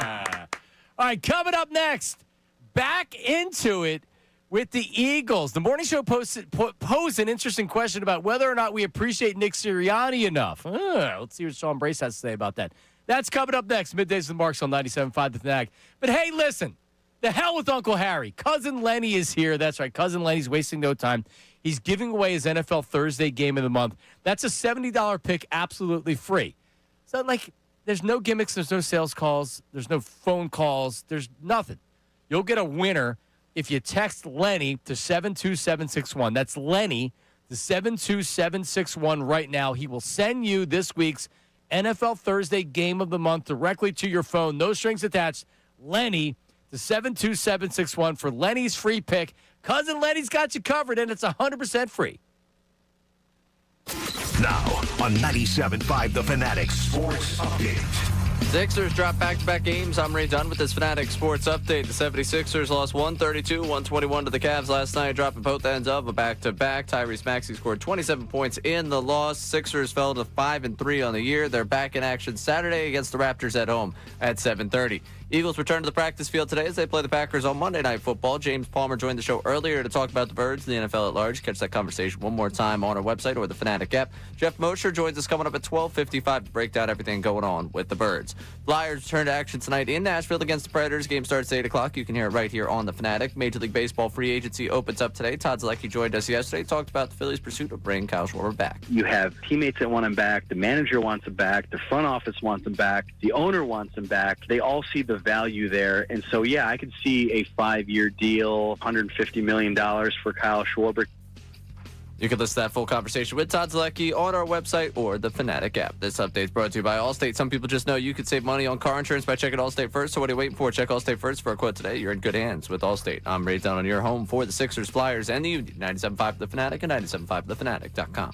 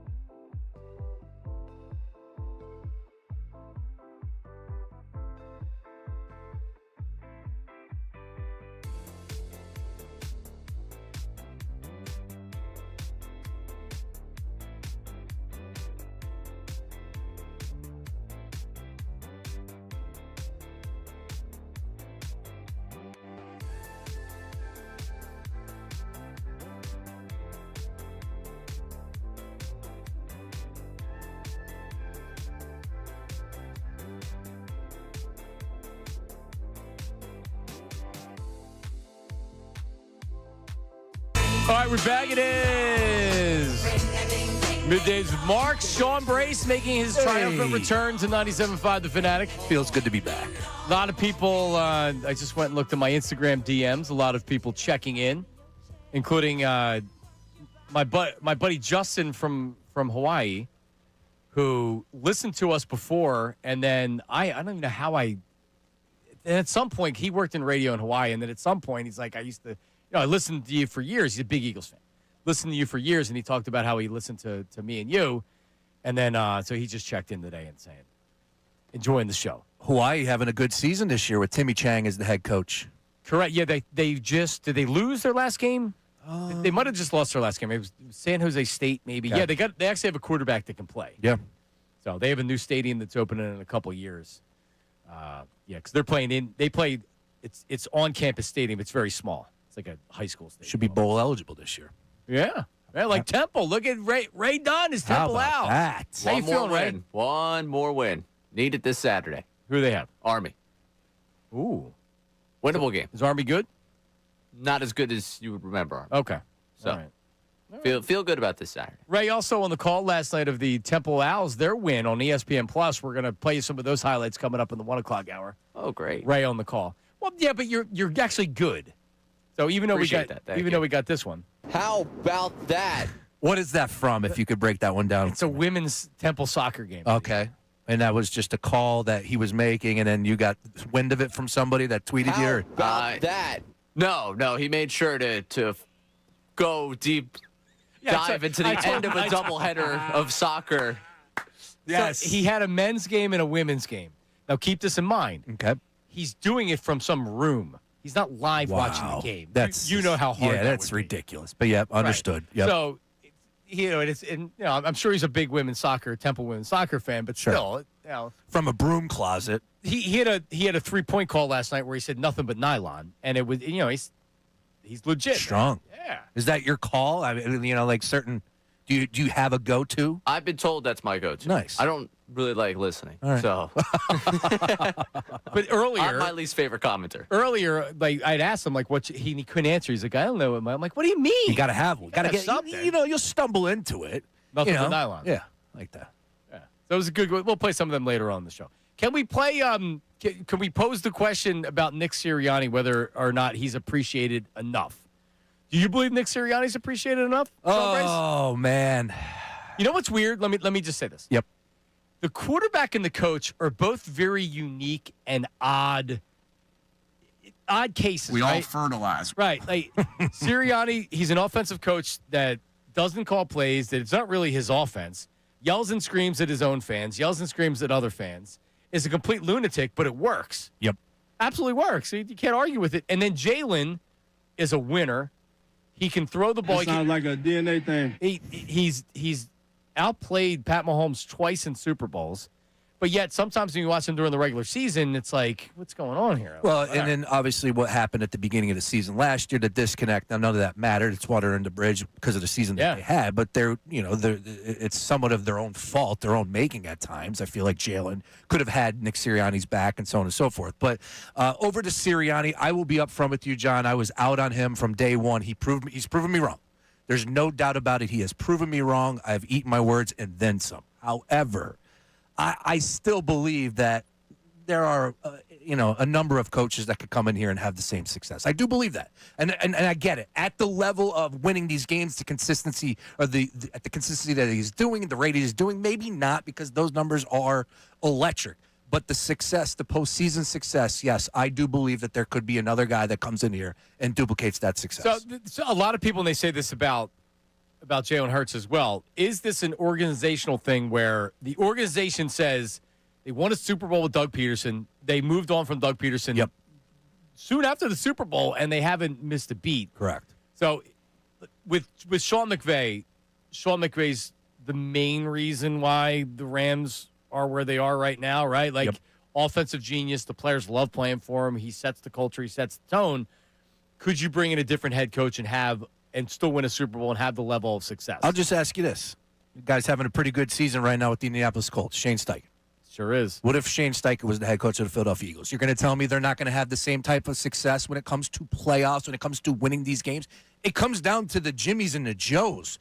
The Eagles were dominant last year. They were the best team in football, hands down, and they hit their stride at the perfect time, dominating whoever was up against them, including what took place in the Super Bowl. I am a Nick Sirianni guy, but if you're going to ask me, could somebody come in here and have the same success, I would say yes. I agree with you. Ray, do you agree? Do you disagree? See, you were an anti-Sirianni guy last year, and that's Right. where Bill Colarulo made his name. Yes. Colarulo was the Sirianni love that he had last year. So much good. Yeah. Yeah, he couldn't stop telling you how great a coach he was. I think there's something to be said about the way he gets this team ready to go. Like, there is something about the CEO, like the overall culture that he set here. Because we right now, like, went to this trade deadline talking about A.J. Brown, Jalen Hurts, the whole thing. Like, I can't tell you that's something I think that's been just popping up over the last month, or over the last 2 months. Like, there was that disconnect in 2023. It felt like there was disconnect across the organization after 2023. For a guy to be able to get it back on the rails for 24, and sure, it helps when you bring in a Hall of Fame level defensive coordinator. It helps when you bring in an actual offensive coordinator. But for him to keep everything in line and keep whatever outside noise that could have seeped into that room and then have the Super Bowl season, I'm kind of forced to believe.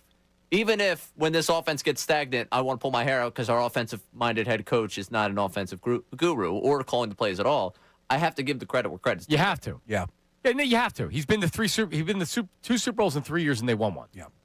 You just and I'm at a point where I don't even want to hear, well, what does he actually do? No, like, if you don't know what he does by now, I don't know what to tell you. No, you're right, and the proof is there. The consistency that they win, 6-2, they're the best team in the NFC. I don't care about the Seahawks, don't care about the Packers, but it all comes down to what Howie Roseman has built, and he has set him up for success. And I will tell you this much: though, I've been disappointed with the vibes, and I know AJ and his Instagram posts. He likes to, get engagement. He wants people talking about him. He knows what he's doing. But for a Super Bowl champion to have the vibes that we have had right now this season, I have been disappointed with that. I feel like we need to be a little bit more beating of our chest instead of the in-house fighting. Now is the time where we need Big Dom to earn his check. Now is the time when we need, what is his name, Wallow and Gilly the Kid dancing. The mascot? Yeah, we need the mascot now.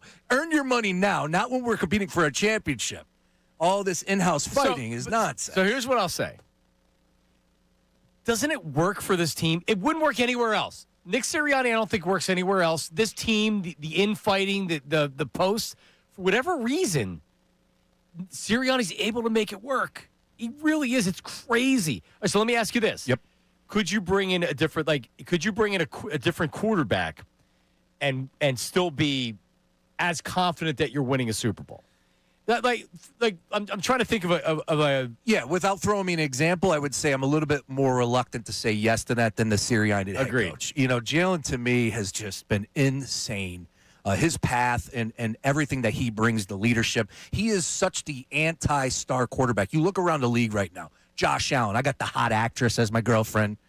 Justin Herbert. I don't even know who that chick is. She's good looking. She is. He's going to Lakers games. Lakers games. Yeah, he's out and about. Jalen Hurts doesn't have a podcast. No. He just keeps to himself, business as usual, and he's a winner. Gets it done. Yep. Love Jalen Hurts. When the light is shining the brightest, Jalen Hurts is at his best. Yep. Yeah, we definitely don't need any more athlete podcasts. I don't know if you maybe a little bit watered down. We need to put some tariffs on these microphones, I think, across the board. But, the podcast game is a little ridiculous with athletes. David says that Sirianni has benefited more from the team than the team benefiting from Sirianni. Ooh. David in Drexel Hill. David, go ahead, man. What's up? Hey, how you doing? This is not taking no disrespect from Sirianni because I really like him. But he's benefited from this team, just like you can bring, I want to say, maybe 5 top coaches in here, and they will get the same thing from this team. Just like the thing that if we took the top 5 coaches and put them on Kansas City, they would still be a winner with that team and the quarterback. That's natural. It's always been like that. That's what a good team is. Yep. That someone can step in and still push it. It's not saying nothing negative about the coach or the quarterback. Here's the difference between Jalen Hurts and some of these other quarterbacks. Take the top 2 quarterbacks. They throw maybe 20 times more games than Jalen, right? Mm-hmm. Take away those extra 20 passes, and what do you think they would be? Instead of throwing for 40 to get that 350 yards, they only got 22 passes, 21 passes. You know, there'd be a different style. They're not even used to playing like that. They can't.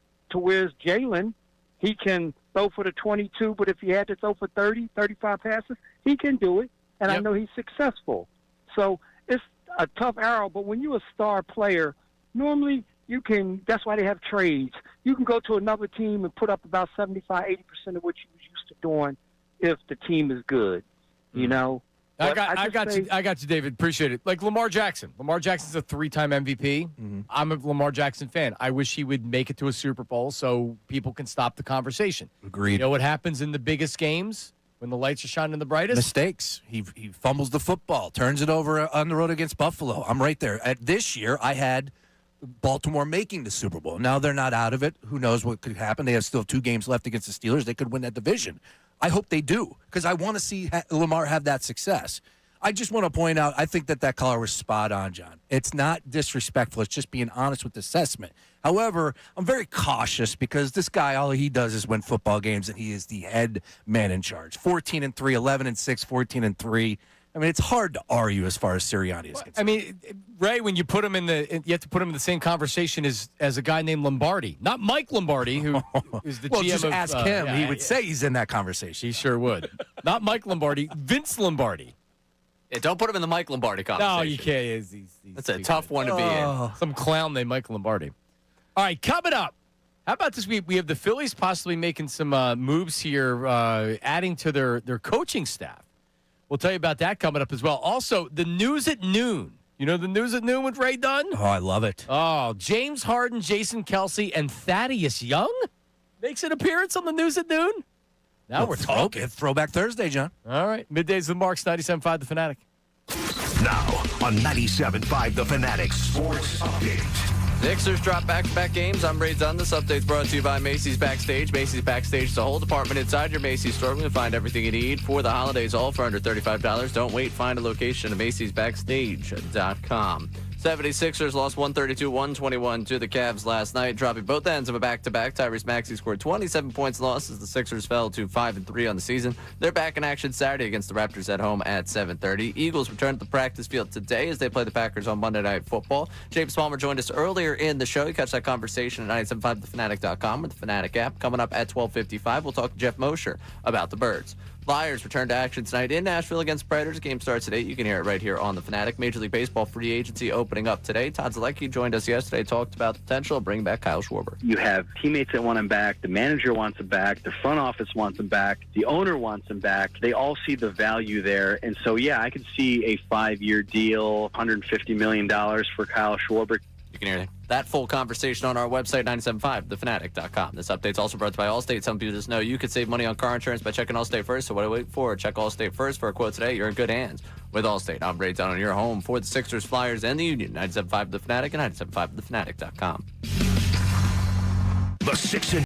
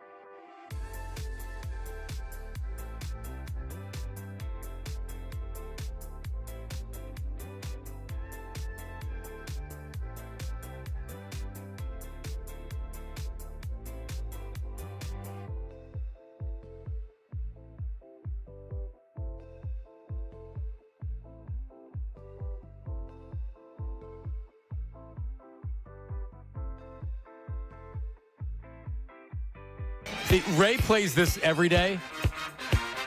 This is a Friday song. A little funky. A little funky now. Because you get the guy to come on. Thank God it's Friday. And I don't think this is Barry White, is it? No, it's not. Yeah. Well, that's got to be Barry, right? No? If he was in a group, this isn't a Gotcha. Barry solo song. Understood. Yeah. Understood. We're back. Middays with Marks. That is Sean Brace making his return to the Fanatic. Casey Boy was just up here. Casey Boy came up, President Steve Show, to say hello to Sean. Great to see Casey. Love his commercial that airs about his lights around the trim of his house. Delco Pride, John Marks. Delco Pride. We did a segment called Delco or Del No. He came up and I gave 3 stories, and he had to sniff out the one that happened in Delaware County. He got it right. Correct. Yeah, it's Delco Hall of Fame right there. He's a Delcoholic, for sure. Let's get to the news at noon. This city needs its news. Now, it's time for I'd like to be remembered as a good newsman. the News at Noon That's the coolest story I've ever heard in my entire life. That's insane. with Ray Dunn. All right, we're starting with Netflix series I might watch. I didn't watch the Starting 5 last year, the series that follows around 5 NBA players all season long. This year, it was supposed to be the best one yet, because I think they had last year like Halliburton, SGA, Harden. Just ended up being an intriguing cast of characters. So far, we found out Harden's current girlfriend thinks that James Harden has no game with women. And now, James Harden taking a shot at Paul Pierce when they're talking about the step-back jumper. So Harden was explaining how he developed the step back. Paul Pierce, of course, wanted to insert himself into the conversation and take credit for it. And here is a little clip from the teaser they put out for the next episode. I didn't create the step back. I added a little bit, like a twist to it. You know, a lot of kids won't even remember that was my move. And no disrespect to Paul Pierce, but his handles wasn't that crazy. No That's true. disrespect to Paul Pierce, but his handles weren't that crazy. Yeah, Pierce wasn't like super athletic. He was very gifted at drawing contact, getting into the foul line. He was a great shooter. He was more of a crafty scorer than you never looked at Paul Pierce and be like, damn, he's super athletic. No. James Harden's smooth. Now, when he got fat, he lost some of the athleticism. He still was able to bring it, though. Man, he's still smooth. He is one of the greatest scorers in NBA history. So, hands down. When the Sixers let him go, the team regressed. Harden actually was really good that Yes, he year. was. And I was totally fine with it, and I'm still totally fine with it. Because that's how much I don't like him. He's one of those players that, you know, you probably could win without, but he's still going to put up numbers. Going back on those days, I had no issues with them moving on. And then, oh, by the way, they didn't have really an opportunity to re-sign him because of what took place. Daryl Morey handshake agreement, he took it back or whatever. Yeah, that was a weird time. Daryl Morey, I'm thumbs up on Daryl Morey, man. I am. But I've been hot and cold with him over the past couple of years, but he drafts well. There are times he does things wrong, and he loves to poke his head out when things are going well. And he's not a total stiff. Yeah. He's done, like you had said, Maxey was a good draft pick. Oh, yeah. McCain. Edgecombe, McCain. I wonder if Ace Bailey doesn't screw that up if they end up taking Bailey, which I think would have been the wrong pick. Yeah. But you know what? Daryl might be able to keep his job. He may be able to save his job based on what happens this year. Yep. But yeah, I mean, Daryl is not a Brian Colangelo. No, definitely not. No, definitely not in that world. But He looks at himself as being the championship GM, which he's not. Yeah. Greatest content gift of all time, waking up on a Monday morning to the Daryl Morey is a liar audio that came out of China. That was the greatest gift of all time. I love the wife for James Harden saying that, like, you know, he has no game. Yeah, right. I mean, what, he can go out there and score 40 in a game, but he has no, game outside, off the court? Come on. Yeah. Apparently can't talk to women. And if you watch that clip of him, I'll send it to you. It does seem like he's a little shyer than you would think. Yeah. All right, moving on, because I know, John, you want to hear more from Jason Kelce. Kelce addressed the World Series on the New Heights podcast, and this is his take on baseball. So you're telling me I'm supposed to get excited about a Canadian baseball team and a team that just spends more Blue money than Jays. everybody else? Who the cares about either? Both of them spend more money than everybody. It's baseball. Yeah, that's why baseball sucks. That's why baseball sucks. You just buy World Series championships. It's the dumbest thing in the world. Well, the Yankees tried to buy a World Series every year since 2009, and they haven't. True. The Mets spent a ton of money this year. They couldn't even buy a playoff berth. And the Philadelphia Phillies spend a ton of money, And you could make the argument that they're currently buying playoff appearances because a lot their best players are free agent players. Sure. So, and also, by the way, Jason, your beloved Philadelphia Eagles, Jeffrey Lurie is able to sign everybody on the team because he's willing to spend money. He spends more money than almost everybody else. So I'm trying to catch the wind of the inside take as far as Jason Kelce. Are we a little overboard on the Jason Kelce stuff these days? I think Jason is one of the greatest guys ever. Absolutely. I love Jason. He's a great dude. But he's a great dude. But I don't listen to the podcast or watch anything on TV. I have enough Jason Kelce in my life right now. Need some load management. I don't need Jason Kelce on baseball. I can have Jason Kelce on football. Well said. Well said.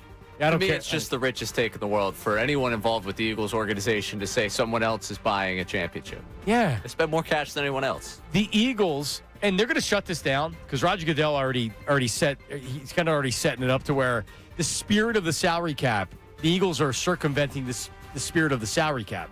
Except then just have a regular salary cap to where you can't spend more money than what the salary cap is. The Eagles get around it because they're willing to spend money. Any team could do that, but other teams don't want to. When Joe Burrow said, "Hold on, how come the Eagles can sign everybody, but I can't have T. Higgins back?" Yep. That's when a lot of owners were like, "Uh-oh."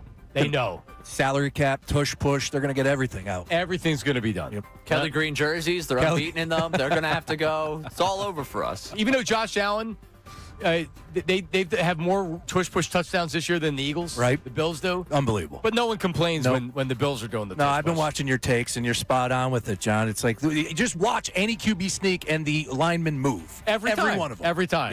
Yep. Put it in super slow-mo. They don't time it perfectly from the snap. That's not the way it works. People are so dumb. All right, last one for you. Thad Young jumping on the DraftKings Podcast Network, talking about the process and what he wasn't asked to do. They held me hostage for a year. I was on one of the worst teams to ever play in basketball history. He was just sitting there. So I remember coming in, and we had Brett Brown as a coach at this time. And I told Brett, I said, Brett, they should have traded. They had 2 trades on the table, and you didn't make either one of those. And you held me hostage. And now I have to sit here the whole year through this. I said, anything y'all want me to do from now on this season should be optional for me. 1,000%. And he was like, I get it. And you know what? You're right. And so, I didn't really have to show up to practice, or I was just coming for games because we weren't trying to win. Oh, that's awesome. Thanks, Thad. So that was 2013, 2014? Yep. I kind of respected from Brett Brown's take. He knew, the writing was on the wall, but you'd lose a little respect for Thad Young. Be a professional, right? Be there no matter what's going on behind the scenes. You're getting paid. Yeah, the team signaling we're more or less losing on purpose and wanting everybody to buy in. You're making a lot of money to maybe mentor some of the younger players on the team. Yep. All right. And the year before, they had a good season. They had the run against the Bulls, beat them in the playoffs, so on and so forth. Took the Celtics to 7 games, whatever it was. So I get it, but, there's something to be said about being a professional. 18 points per game that season for him, by the way. Career high when he was just showing up to play the game, not practicing. Yeah, not bad. Good work if you can get it. Someone's got to score, especially when you have that many bad teams. So because I'm trying to think what year that would have been, because they had the good Doug Collins year. Wasn't that 12-13? He took over for Eddie Jordan, and they actually made a run. But then they traded for Bynum. Like Nick Vucevic, he hit the 3-pointer to beat the Sixers the other night. They traded Andrew Bynum. They got Andrew Bynum for Nick Vucevic. That's a throwback right there for a Thursday. Yes, Andrew Bynum, who got hurt bowling at a bowling alley in Manayunk, High Times by the name of it. Yes. Do you remember the Ike Turner haircut that he had? Yes, absolutely. Do you remember the fanfare, the enthusiasm for him when he was signed? Was I not working with you yet? I don't believe so. I think this was right before we got started Monday through Friday. I was at the Constitution Center for the announcement of where they brought in Bynum, Jason Richardson, and who was the other player? Oh man, that's a good trivia question there. But they came running through, and everybody was so excited because Bynum, he was good with the Lakers the last time he was healthy. He never played. No, he did not. He had the bad knees, and he was bowling, and he re-aggravated himself bowling. I think he got in trouble for racing on Columbus Boulevard. I have a Andrew Bynum Sixers jersey that I just can't get rid of. I have a. We both have it. Yes. Okay. We got it at the blowout sale at the Wells Fargo That's Center. right. I forgot about that. I wear it on the beach because it matches my a bathing suit. Oh yeah, that's hysterical. And people get so mad. Oh when I yeah, wear yeah. it. That's one that definitely will get a reaction. Let's just put it that way. A mild reaction. We wear a Bynum jersey. He didn't play for us. What do you think of? It's a fan. Yeah. Knucklehead. All right, there you go. News at noon. Thank you. I was a big fat young fan. Honestly, absolutely. I liked this game. You know, he was before everybody needed to shoot threes because he wasn't a great three-point shooter coming out. I think later on he did not become a three-point shooter. Yeah, he was undersized to be a power forward, but he didn't shoot the three, so he was kind of a tweener. Ended up having a long career. Long career. Yeah. Yep. Yeah, he was lasting a long time. 17 years. Yep. It's good work if you can get it. You a Mo Spates fan there, Sean? Mo Spates. Now we're going back. Mo Spates. One time I went into the Luke Oil up here on City Line Avenue, and who was in there buying a Tahitian treat? Mo Spates. True story. Because they used to practice the peacock before they. Right over here. Yep. Right up in the city line. Yep. All right, coming up. I talked to you about the thing that could be happening with the Phillies, and they could be hiring somebody to be their bench coach. Also, former Major League Baseball GM Steve Phillips tossed out an idea of Alex Bregman being a Philly. What would it take to make that happen? Is it even realistic? We'll get to that coming up next. It is Middays with Marks on 97.5 The Fanatic. Hey, listen, Uncle Harry. We've had Uncle Harry. We've been talking about Uncle Harry for a couple weeks now. He's our handicapper. Well, listen, he's taking a long-deserved fishing trip, and he's handed the reins to Cousin Lenny.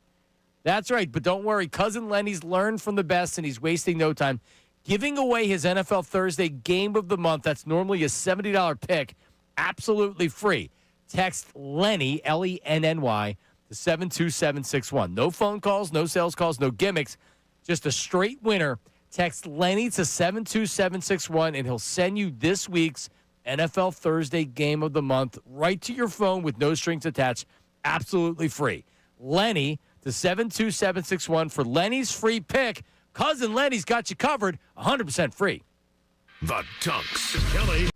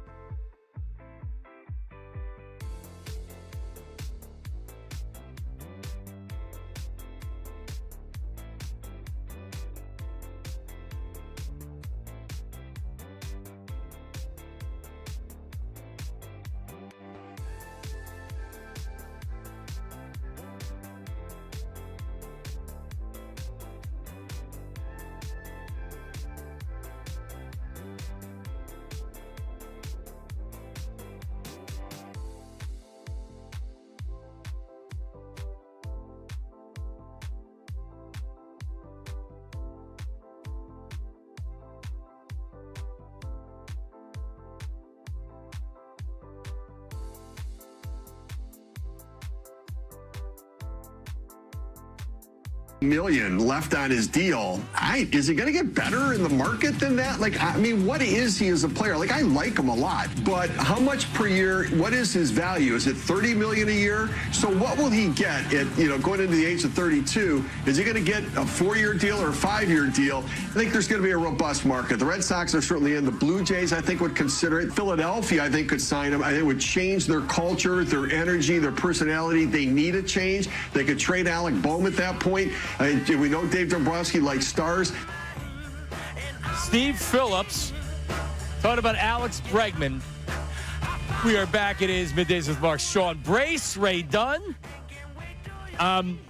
It's not realistic unless John Middleton and Phillies ownership is willing to spend more money than most people believe that they will. If they don't re-sign Kyle Schwarber, then they could possibly sign Alex Bregman or Tucker, for that matter. But you would have to believe that they're not going to re-sign Kyle Schwarber, or Kyle Schwarber would have to decide he doesn't want to be back in Philadelphia, which I don't think anybody expects Kyle Schwarber not to be here. No, I think that he is a lock, and I don't really ever use that with a player in off-season, but I just feel like he fits. He wants to stay here. They just had a heck of a season. I know that came up small, but it goes back to we need to enjoy the regular season a little bit more. It's tough for us to accept not being that final team standing, but bottom line is he had a hell of a season, 56 home runs, John, over 130 RBI. Yeah, He needs to be back in this lineup.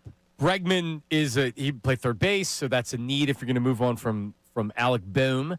I don't think it's realistic. Here's what I think is most realistic for the Phillies offseason plan. They make a trade for an outfielder. Okay. They need a right-handed hitting outfielder with pop that can bat behind Bryce Harper. Because right now, if Bryce Harper's batting third, who's your cleanup hitter? Yeah, no, you're right. That's the issue. And we already saw the numbers as far as this season, how many strikes he saw. He's swinging at first pitches, trying to put himself out there. You have to help out Bryce. I'm right there with you. Because there's not really, when you look at the market and the fact that the Phillies don't have a ton of money to spend on getting him, so how do you get him? You look for a player that maybe isn't making a lot of money on a contract. So Joe Adell is a guy that was with the Angels. He's a younger player, and he's club controlled until 2028. So you get him a couple $1 million a year until he becomes a free agent. So he's somebody that's now being talked about because the Angels look like they're ready and willing to move off of some guys. You're also going to have to give up a major prospect to get him. And they do have a couple of those players. The big question I would have is this, though, to you, John, is like if you're Dave Dombrowski, and I said you got to be creative, no doubt, but what does that mean after it's all said and done? Because you have to look at what you did this season, what you have built over the years with the players that are still here. And no, it's not good enough, but all in all, you lost to the World Series champion. You lost to the L.A. Dodgers, who have spent a unbelievable amount of money. Like Yamamoto that came in. Phillies tried to get him. Yeah, but think about the number that they had to throw at him to get him in an L.A. Dodger uniform. Most expensive, I believe, contract for a pitcher. Like, just think about how it wasn't all that close. I get it. They lost to the Dodgers, no doubt. But all in all, like, if you are Dave Dombrowski, I'm not saying blow it up, but do you need to go out there and be aggressive and make the change here? Or do you just take advantage of the spots that you know you have to replace, like a Boehm and possibly JT Realmuto? That's where I'm at. It doesn't seem like he's blowing anything up. And is it Boehm? They're limited in what they can do because of money. Yep. So does that mean you move off of Boehm because he's set to make $10 million and you can use that money for an outfielder? Honestly, I think it depends on what the trade market looks like. They may be willing to move off of Boehm so they could sign somebody. This year's Max Kepler, maybe. They may want to keep Boehm because they want to trade for an outfielder. But they need to get a right-handed bat. And does that mean Aiden Miller is going to be dangled, one of their top prospects? Yeah, probably, or maybe. Crawford's your left fielder. You don't have a center fielder unless you bring Bader back, and that's going to cost you. I'm a Bader guy, but I'm very cautious to say that right now because I did get that I would get wrapped up in Bader being in the Phillies uniform off of 2 months. Yeah, like that's tailor-made right to me. I'm a Bader guy. For sure. Yeah. Oh, yeah, for sure. If you loved him. So, Ray, if Sean was a baseball player, it'd be Bader. Yeah. I could see that. Yeah, the neon oven mitts hanging out of both pockets. Yeah, that's me. Played a great center field. Yes, he did. Brought a lot of energy and juice to the club. Unfortunately, and then, by the way, gets hurt. Right, which is what his career has really been. He hasn't been able to stay healthy, and he gets hurt in the playoffs. But they got to do something.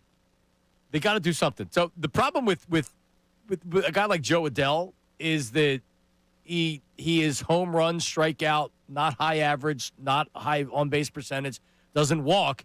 So you're kind of getting the same guy that you don't want. Like, you don't want that guy. You want Pop in your lineup, but I don't want a guy that's going up there and his on base percentage is 293. No, which is what he was this year. So I think, honestly, I believe that the Phillies make their biggest offseason move via trade, and that's how they get an outfielder in here. I can definitely see something like that, and to a point, that's where you said earlier. That's like they can only do so much, and that's where you're going to have to get creative and attack the trade market. And maybe they can go ahead and get a guy. I know Adley Rutschman's been tossed out there, catcher from the Orioles. Love to see him in a Phillies uniform if they're going to move off of JT. We'll see. Let's go to Matt in Colorado. Matt, go ahead. How are you? Hey, guys. Just a quick little interesting point here that I think solves for the outfielder. Saw today that the Milwaukee Brewers declined Hoskins' option. What I'm seeing here is he's projected for a 1-year, $7 or $8 million contract. 33 years old, so not a spring chicken. But I think if you move him to first, Harper's already shown a willingness to go to the outfield. So that solves for your outfielder. That brings in your right-handed bat. He's a hometown guy, loved by the crowd. It's not a long-term solution, but it might work for next year. Matt, appreciate it. If Kyle Schwarber leaves, I think it's a viable solution. Bryce Harper is not going back to the outfield. I don't want Bryce Harper to go to the outfield. I want him to stay healthy. Bryce Harper honestly should be DHing more than he does right now. Bryce Harper's your first baseman. Gold glove caliber. Yeah, he's good. Yeah. He's good. I know Bryce Harper has said he'd be willing to move to the outfield. I don't really believe For the right look. Yeah, For the right. But Rhys Hoskins is not that player. If Albert Pujols got in the time machine and That's it. Yeah, no. I'd think Pete Alonso, he might move up to the outfield. He talked about it. When you have Kyle Schwarber as your DH, there's no Pete Alonso can play part-time first, part-time DH, and Bryce Harper can be part-time right field. No, I think Bryce Harper wants to stay at first base. Yeah. I would be interested in bringing Rhys Hoskins back if you needed a DH or first base. I mean, at the end of Rhys Hoskins, if you remember, they've missed his bat. Absolutely. He could barely catch the ball at first base. Yeah, he was not a good first baseman. He was not. No. He made it. Do you remember the bat slam game? Yes. Part of that was he kept dropping the ball at first base. It was betting the home run the day after he made an error. That was how you made money that postseason. Outside of Phillies' money line, of course. That was how you made money that 90 games this year with the Brewers. He was hurt. Yeah. Didn't have a great year. Yep. Didn't have a great year last year. Didn't have a great year last year. Yeah. I'm always going to be a Rhys fan for sure. Absolutely. But his wife buying beers for the fans. How about that? That's incredible. Yeah, Ray's going to do the same thing. Buy beers for that. Isn't Salciunas going out with all the fans? He's setting a day. Yeah, he's having beers with like 100 something people that just out on social media. That is awesome. He set it up himself, and I'm like, dude, you could have sold that with the station, right? And he's like, huh? And I'm like, Or get it sponsored. Yeah, so get you have it to come out sponsored. the wallet. Yeah, it's exactly. It's a great idea. Run for office if you can get all those people out there for a beer. I like it. Coming up next, is we going to actually speak? Oh, we're Cousin speaking Lenny? to Cousin Lenny. If I haven't talked about Cousin Lenny enough, he's actually going to join us, Sean. How about that? Cousin Lenny. Not Lenny from Lenny and Squiggy, Laverne and Shirley. This is Cousin Lenny. That's coming up next here on Middays with Marks, 97.5 The Fanatic. Yeah, and I got to tell you about Cousin Lenny. He's coming on. He's going to give us some good information. But if you want the NFL Thursday Game of the Month, that's a $70 pick. Absolutely free. Text Lenny to 72761 right now. There's no phone calls back, no sales calls, no gimmicks. A straight winner by texting Lenny to 72761 right now. He will send you via text message this week's NFL Thursday Game of the Month directly to your phone. No strings attached. Lenny to 72761 for Lenny's free pick. Cousin Lenny's got you covered, 100% free. Now on 97.5 The Fanatic Sports Update. Sixers drop back-to-back games. I'm Ray Dunn with this Fanatic Sports Update. The 76ers lost 132-121 to the Cavs last night, dropping both ends of a back-to-back. Tyrese Maxey scored 27 points in the losses. The Sixers fell to 5-3 on the season. They're back in action Saturday against the Raptors at home at 7:30. The Eagles return to the practice field today as they play the Packers on Monday Night Football. James Palmer joined us earlier on in the show. You can listen to that one more time on our website or the Fanatic app. Flyers return to action tonight in Nashville against the Predators. The game starts at 8, and you can hear it right here on The Fanatic. Major League Baseball free agency opens up today. Todd Zalecki joined us yesterday, talked about the prospects of bringing back JT. They have to bring back JT because JT, I know he had really his worst year offensively since his rookie year, but the intangibles of him, the way he runs the game, the pitchers love throwing to him. He's also a great leader in that clubhouse. You can listen to that full conversation with Todd Zalecki on our website, 975thefanatic.com. This update is brought to you by Macy's Backstage. Macy's Backstage is a whole department inside your Macy's store where you'll find everything you need for the holidays, all for under $35. Don't wait. Find a location at macy'sbackstage.com. I'm Ray Dunn on your home for the Sixers, Flyers, and the Union. 975 The Fanatic and 975thefanatic.com.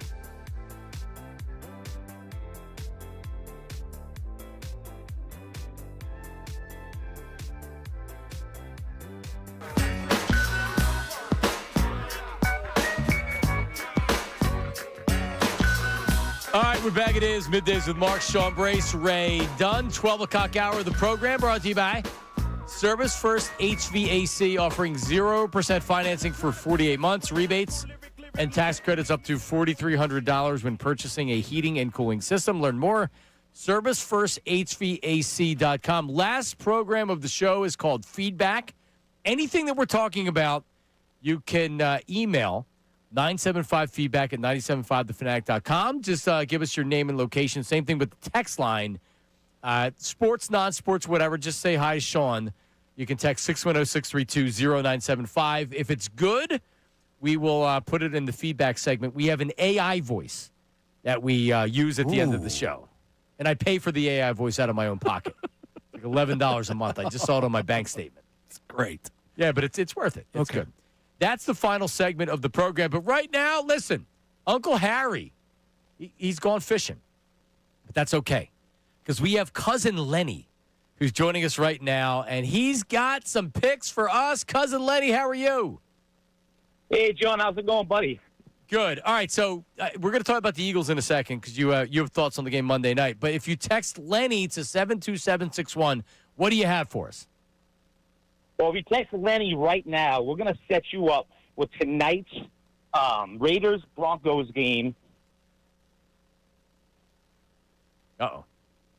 No gimmicks. You're going to get that game sent directly to your cell phone for free. All right. So that's Lenny to 72761. It's the NFL Thursday game of the month. And there's no strings. They're not no phone calls, no sales calls. They'll just send you the winner right after that. All right. And you have a college football play on Saturday too? Yeah, we do. We got to play Saturday between Oregon and Iowa. You're going to get that game free as well.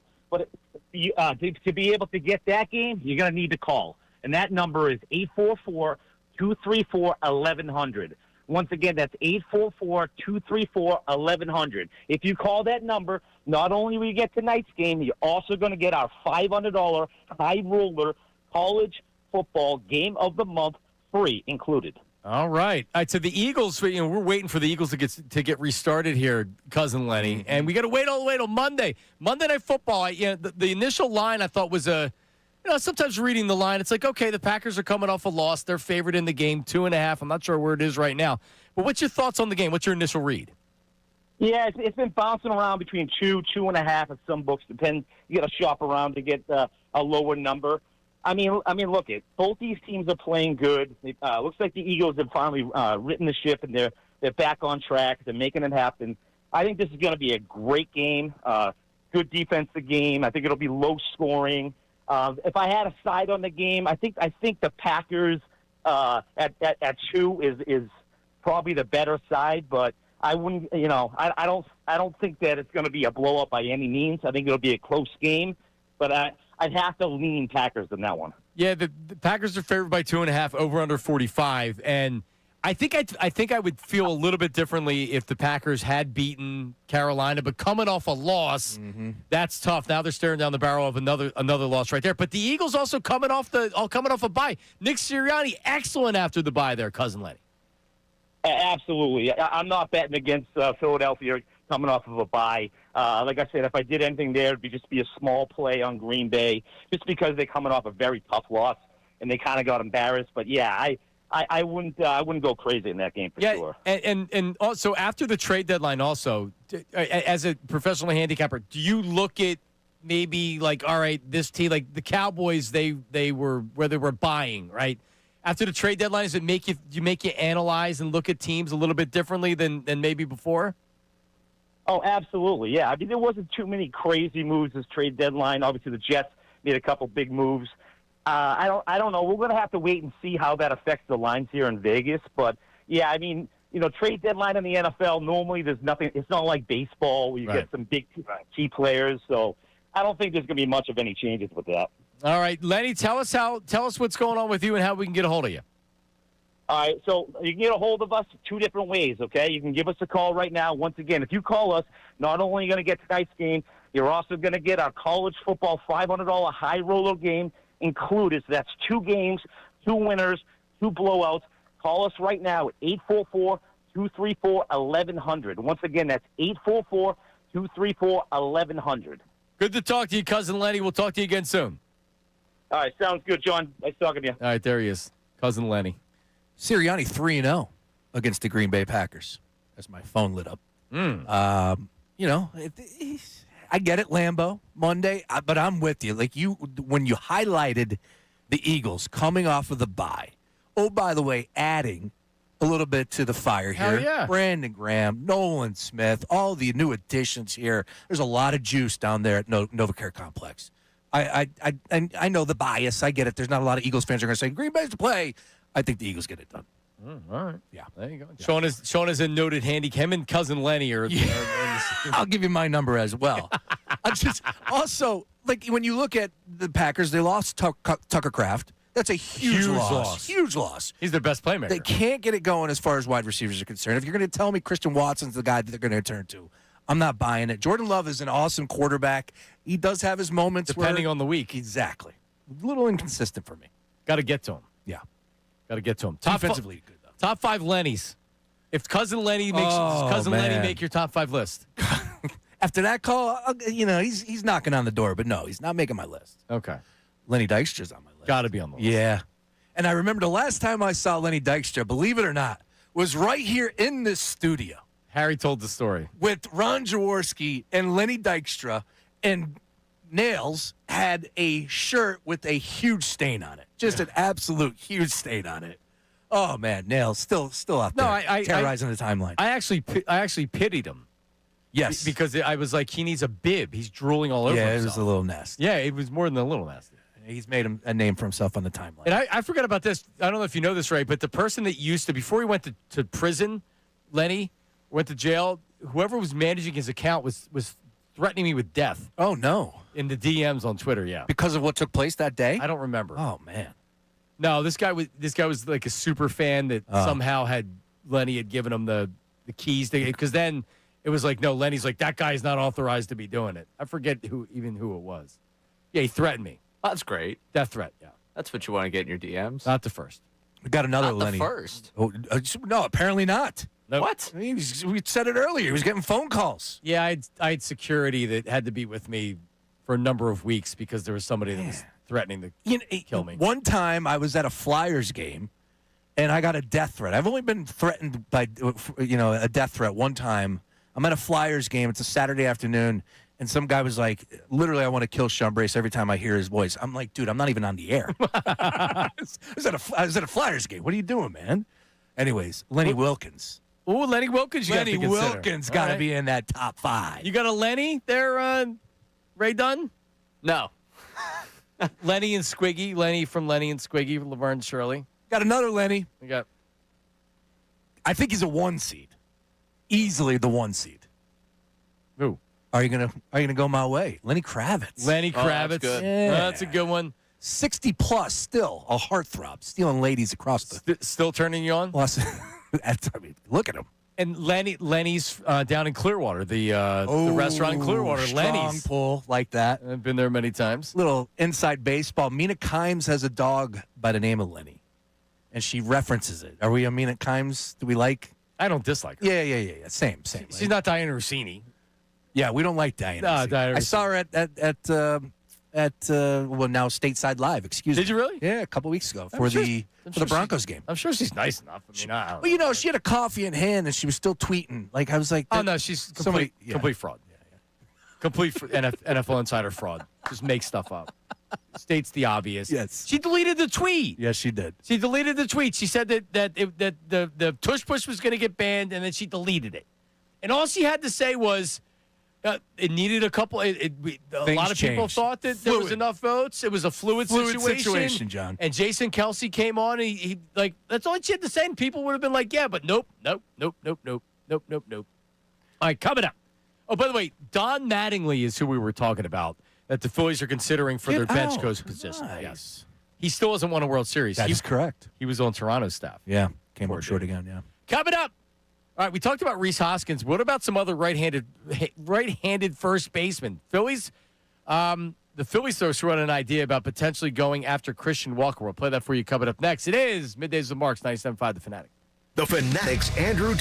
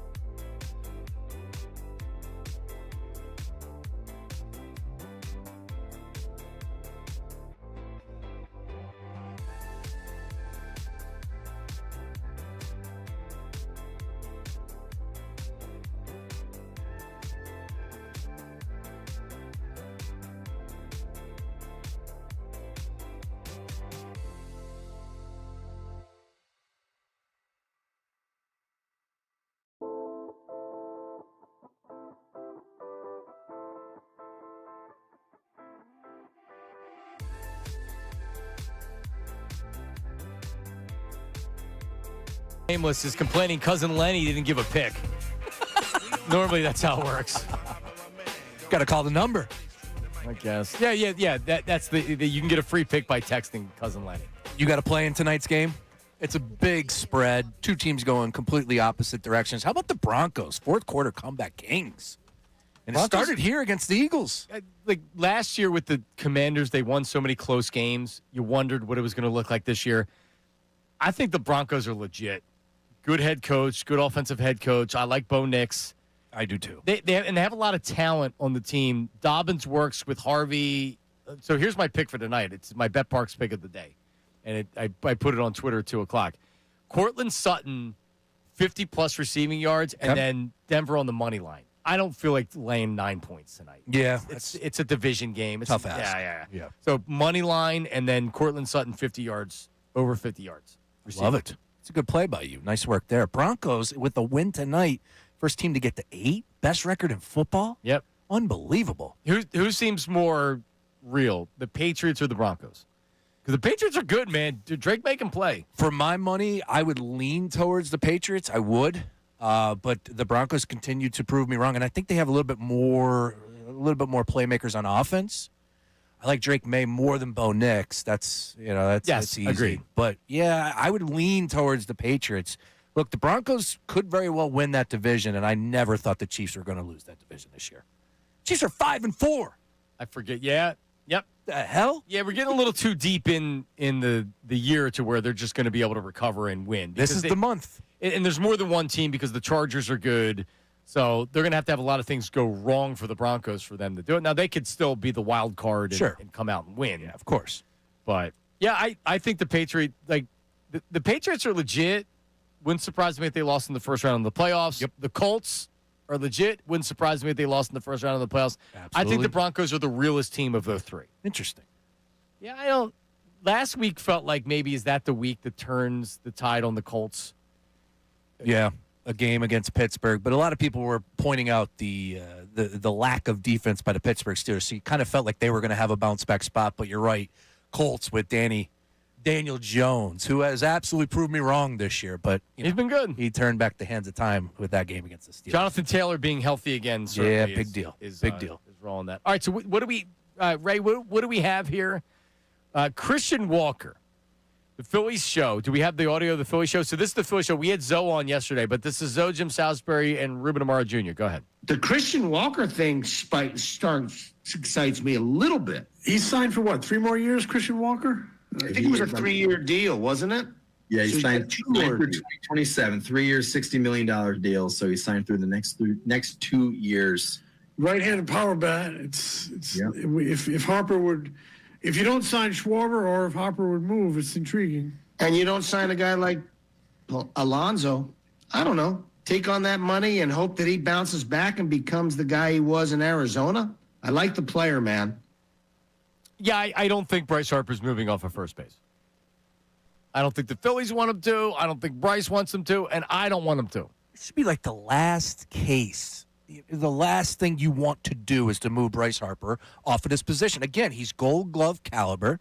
He seems like he fits in nicely. He likes playing eventually first. was going to play first to end his career. Why not just keep him there? You want him crashing in the walls? No.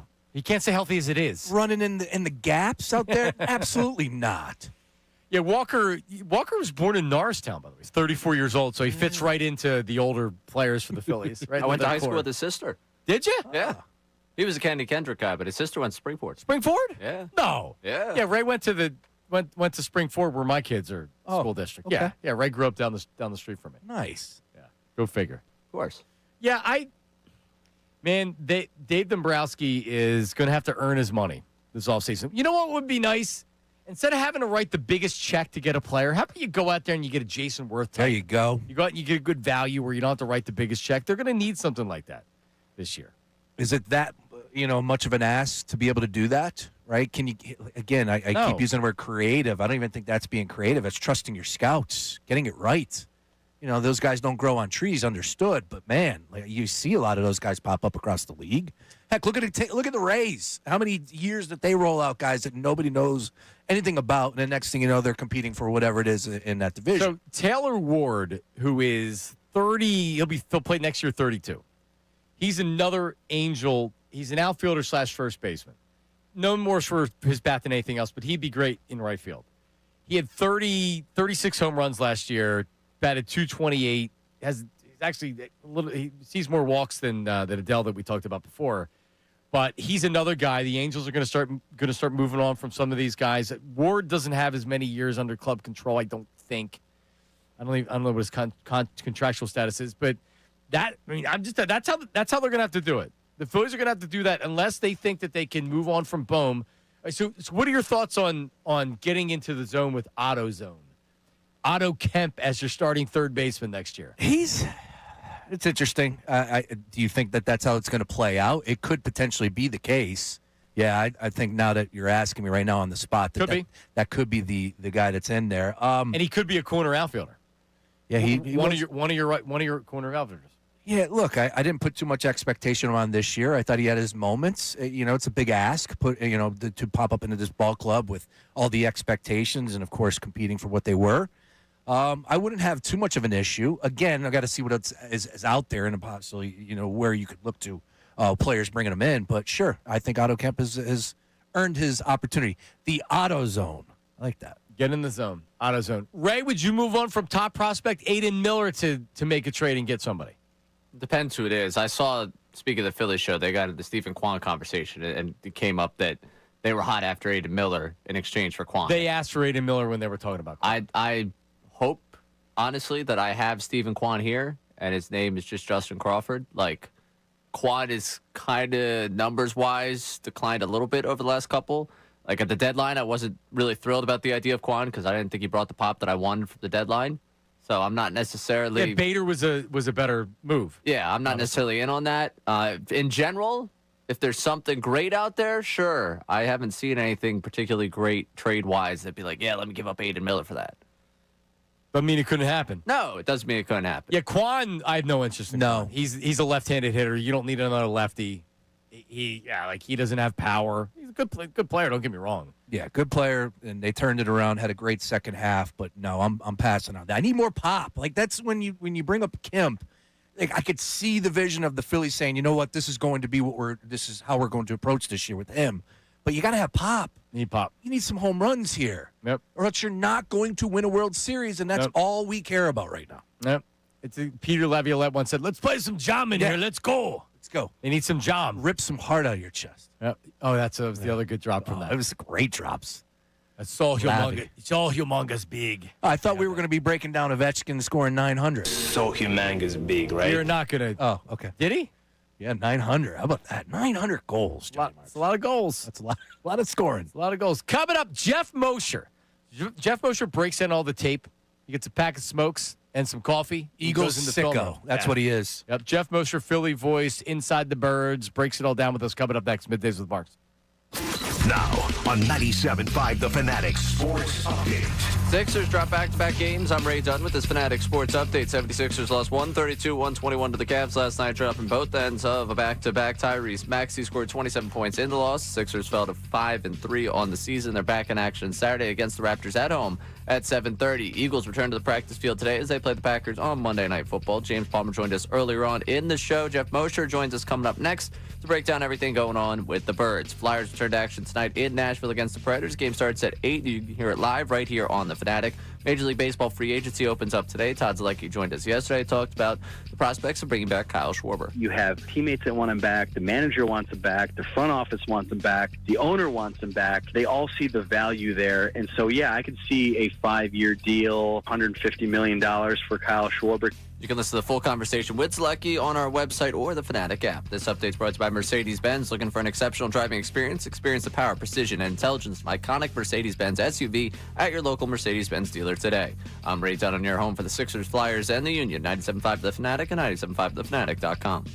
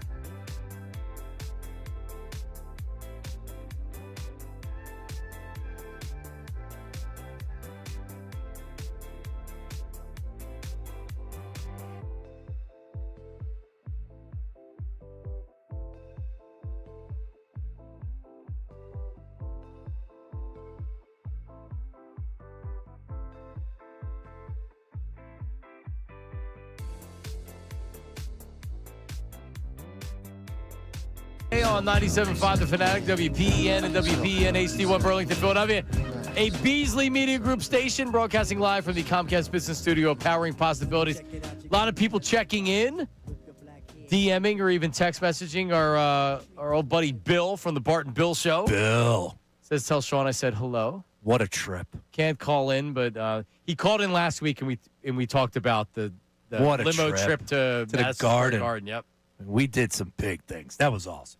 That was That was probably the best. Well, no, we went down to Clearwater with Dutch. Yeah, that was Yingling Factory. Pretty darn strong, too, as well. But that was something. Yes, you're exactly right. But the trip to the Garden was incredible because we ended up getting on TV, if you remember. We did get on TV. That's right. People are sending pictures. That's right. We did get on TV. And that was the first time I've ever seen a hockey game at the Garden. And look, I get it. We don't care about New York. But that was pretty cool. That was awesome. No, that was awesome. That was a great experience. Flyers, yeah. It was. All right. Well, every Thursday around this time, we speak to our ace film studier, and he just knows everything about the Eagles. He's from Inside the Birds, Philly voice, and right here on Middays with Marks. His name is Jeff Mosher, and he joins us right now. What's up, Mosher? What's up, fellas? How's it going? Oh, it's going well. What do you do on a bye week? Are you going to a pumpkin patch and pick place, or what do you do on a bye week? Oh, yeah, I just take the week off. I don't do anything. No. I watch, I do what I always do. You know? Watch football. Try to find good angles to pursue, watching football, watching tape, interviews. I'm Philly voice, obviously. I cover all the teams, so just kind of right here looking at Jose Alvarado's numbers, trying to figure out the $9 million option is worth it or not. I think it is. But, what kind of season is he going to have next year as erratic as he's been? But so those are kind of the things that we work on in the bye week. It was a good week. There was good red zone games last week. It was a good week for red zone. Then you had the NFL trade deadline. Yeah. What is your opinion on what the Cowboys did with the trade and giving up a ton of draft capital considering? Yeah, I'm glad you asked that. I did a winners and losers of the trade deadline for Philly Voice, and I had both the Cowboys and Colts as losers. Basically, because I don't like desperation moves. I don't like moves that equate to what might be bad business overall. I criticize it when the Eagles do it, even if they're able to cover it up. So I have to do it the same when other teams do it. And from the Cowboys' perspective, I felt that giving up a first-round pick and a second-round pick and the assets that you can have with that, I wouldn't have made that move unless I felt like I was Quinnen Williams away from winning a Super Bowl soon, like this year soon or next year. Because if you just look at it economically or analytically, you're giving up a first-round pick. That's a guy that you would like. And the Cowboys draft fairly well in the first round. Mozzie Smith didn't work out, but most of the best players are their first-round picks from within their own organization. You give up a first-round pick that looks like at this point it might be a mid-first-round pick. That's a guy that you hope to have on your team for at least 4 to 5 years and then get that second contract and then get 2 to 3 to 4 more years out of it. And same thing with a second-round pick, a high or mid-second-round pick. I mean, look at Cooper DeJean for the Eagles. They expect him to be with the organization for a really long time, and he'll probably get an extension, after next year. So the Cowboys get a player in Quinnen Williams who's very good, but he's already in his second contract. So you're at best hoping to get, I think he's like 28. I forget what age he is. 28, right? Yep. What are you expecting to get? 4 really good years now out of Quinnen Mitchell, and now you got to hope. This year to me is a wash, so now you got to hope he helps you win a Super Bowl by next year, year before, when you still have issues in your secondary, issues with injuries on your offensive line, and your quarterback is one of the highest paid quarterbacks in the NFL, maybe the highest paid, and I don't know, he's had injuries a lot too. So I just didn't like the move financially, economically. It just felt like a win now kind of move for a team that's not going to win now. Yeah, it's weird. He's a good player. No one said he's not a good player, but like you had said with the Eagles and they hit on their second round draft picks, the Eagles are able to do what they do with paying a lot of players because that cost controlled second round draft pick isn't making a lot of money. And Cooper DeJean, how he's producing as a second-round draft pick and he's playing like an all-pro, that's how you're able to win Super Bowls is you have a ton of talent. Right now the defense is young. Everybody on offense is making money. That's not going to – you're going to be able to do that forever. And by trading away these draft picks, now you don't have inexpensive players contributing on your team. It's Jerry, man, so I guess we shouldn't be surprised.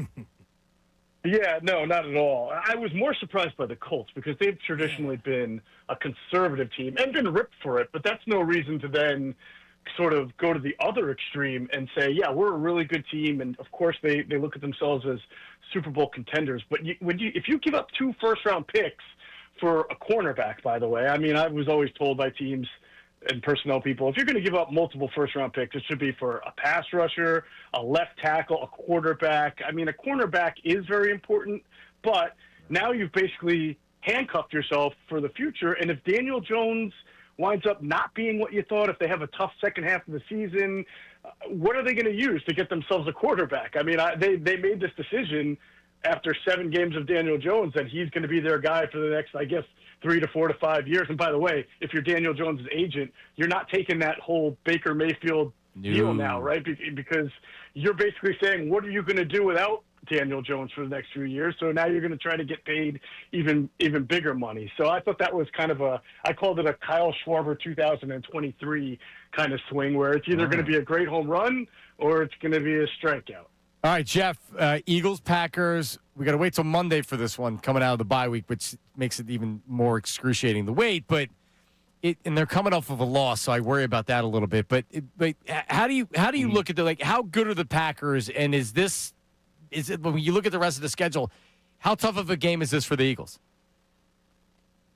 It's a tough game because the Packers are a good team. It's in Lambeau. The Packers are a weird team. You don't normally associate this with pro teams, more college, but they certainly seem to play to like a level of their opponent. I mean, they played well in the season opener. They beat the Detroit Lions. They played well in week 2. They beat the Commanders. That was before the Commanders had all the injuries. That was a full strength Commanders team. But then they lose to the Browns. They tie the Cowboys and give up 40 points. You know, they lost to the Panthers a week after they went into Pittsburgh and beat the Steelers pretty handily and had a great second half. So they're an up and down team.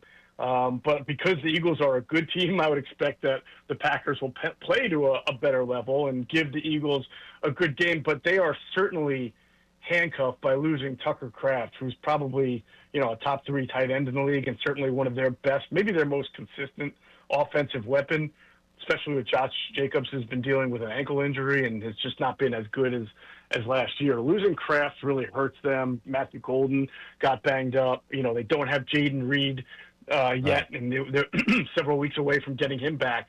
So I think that they're going to they should theoretically struggle a little bit offensively against the Eagles, who are well rested, and we'll see how much healthier they are when we get the practice report today.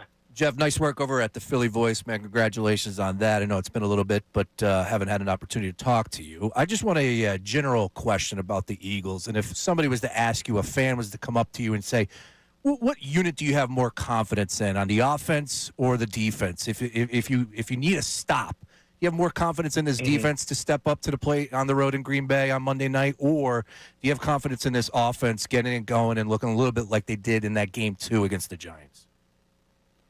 Good question, Sean. Yeah, man, I appreciate you. It's been a while. Good to catch up. I would still say offense, only because, and again, I'm kind of waiting to see the injury. How does Cam Jurgens look? Does Landon Dickerson get back out there?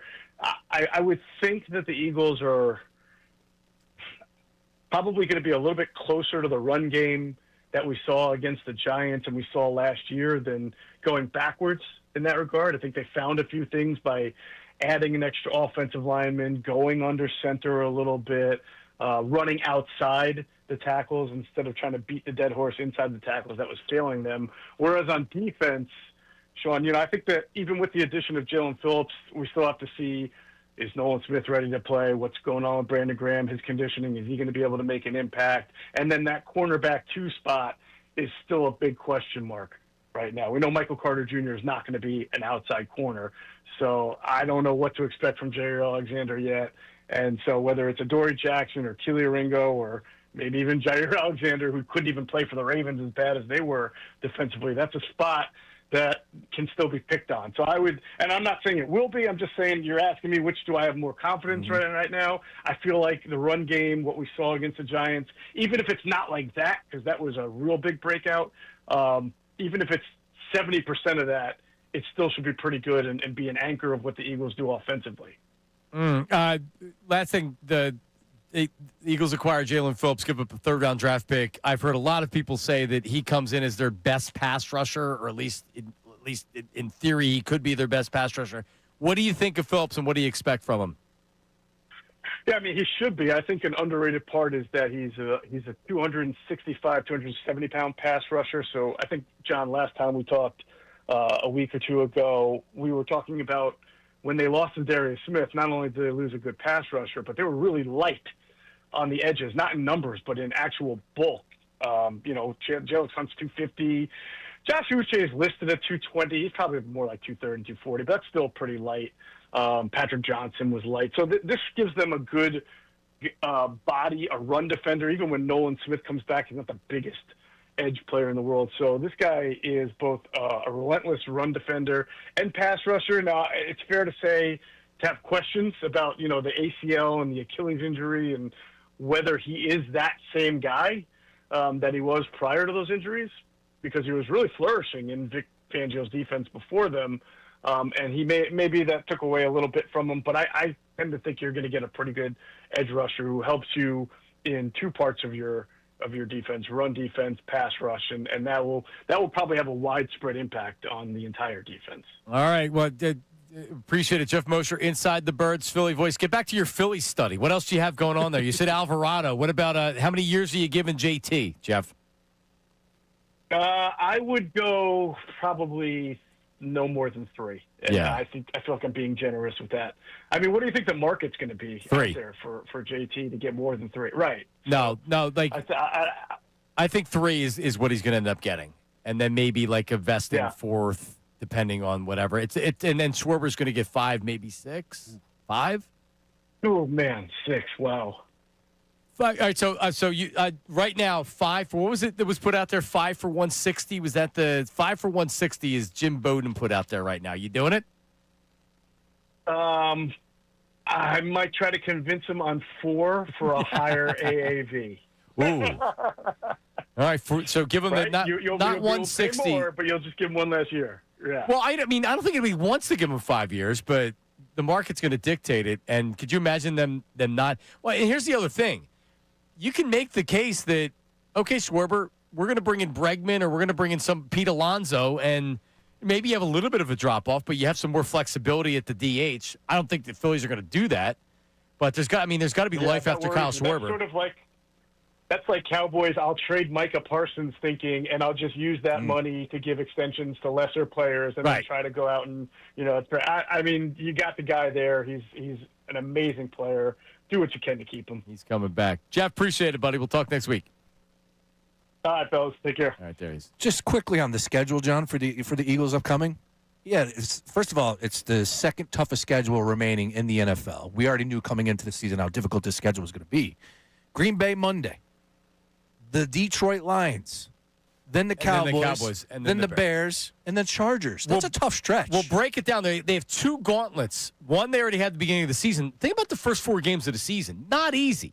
And then, like you had said, the next 5 are pretty tough. We'll do that. ESPN actually did a story on the second half of the NFL season. They called the Eagles-Packers game one of the biggest left on the schedule. That's coming up next. Don't go anywhere. We have some notable callers on the line as well. Hey, now. That want to speak to you. It's Middays with Marks on 97.5 The Fanatic. All right, Cousin Lenny? We're going to talk about Cousin Lenny. All right, Cousin Lenny. If you want to pick on the NFL Thursday night game of the month, it's a $70 pick, absolutely free. Text Lenny to 72761. No phone calls, no sales calls, no gimmicks. Just a straight winner. Text Lenny to 72761 right now, and he'll send you this week's NFL Thursday game of the month directly to your phone. No strings attached. Lenny. The 72761 for Lenny's free pick. Cousin Lenny's got you covered. 100% free. Kincade and Salciunas. What's up, guys? Andrew Salciunas here. My man, John Kincade.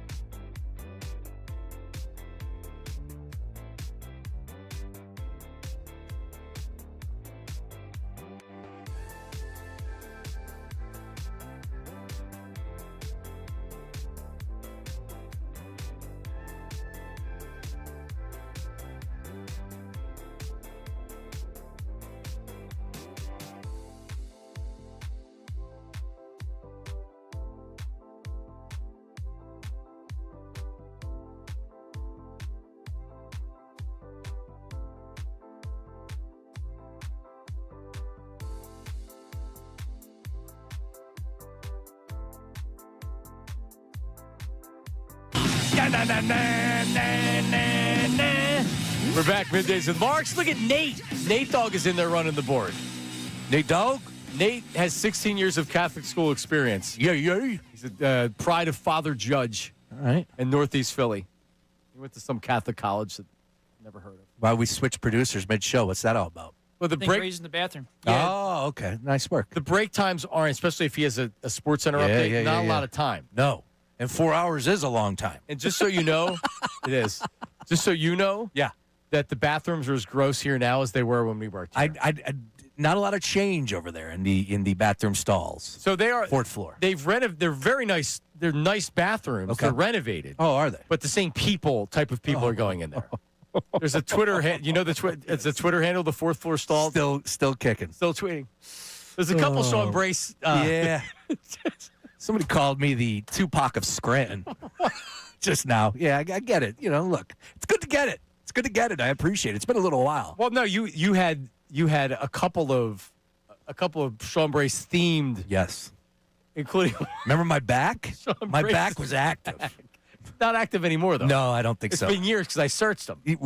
Well, the funny thing was, you were actually going on. I remember I got butthurt over it. Sean got mad because Sean Brace's back was mean to him. Yeah, he was mean to me, and then it's just so funny.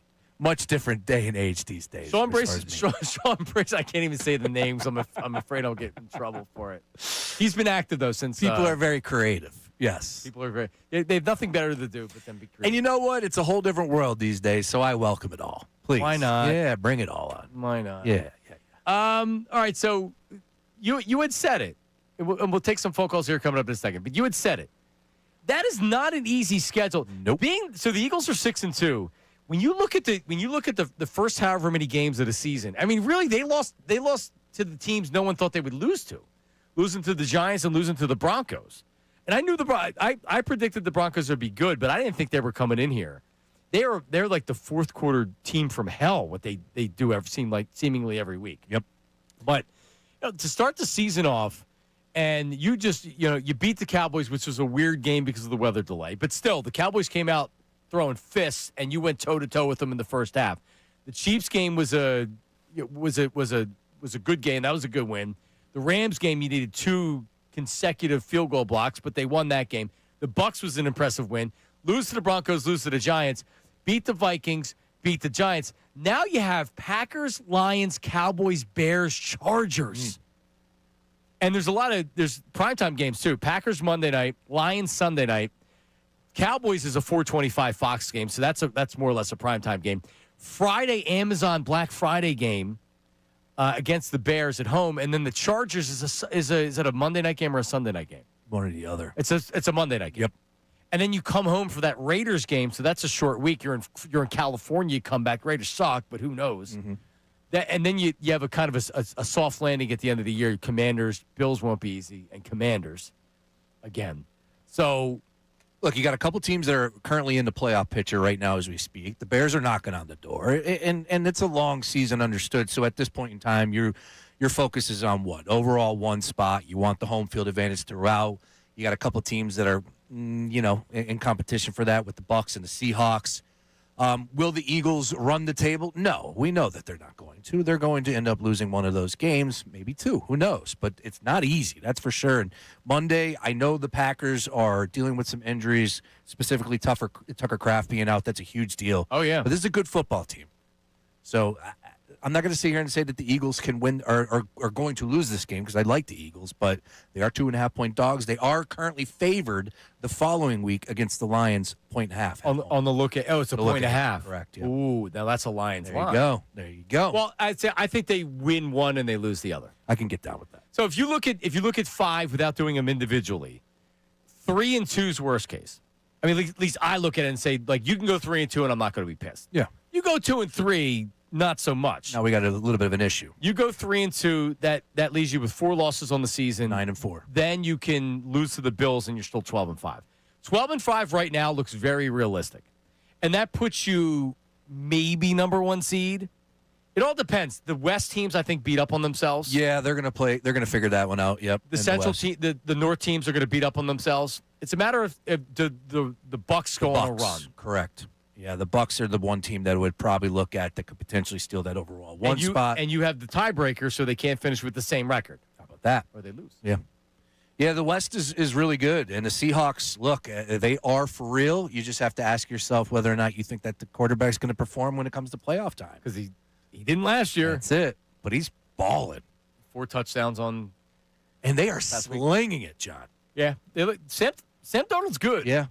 And they just made regular season at least. And they made the move to bring Shaheed, so that's adding in a little extra. And he's a playmaker, can't stay healthy, but you're looking for a deep threat bang right there. Who's number 2 in the conference for you behind the Eagles? If Eagles are 1, who's your next one up that you would As far as the seedings, or I think the best just team as far is? as the best team? Lions. Interesting. I think the Lions, when it's all said and done, are the biggest. I'll be curious to see how the Eagles match up with them. Because they are explosive. They can run the ball with 2 backs. They have a very good offensive line. Their defense is, we'll see. Yeah. They can get after the quarterback. Aiden Hutchinson's a stud. Oh, yeah. But, yeah, the Lions, to me, are offensively, I like the Lions. They can do a lot. Now, Jared Goff also can look like, he's seeing ghosts. Same thing, Sam Darnold. Same thing, Jared Goff. Exactly. Let's go to the phone, Sean. Angry Al is checking in. Angry Al. There it is. Johnny Mark. Angry Al. What's up? Midday Ray.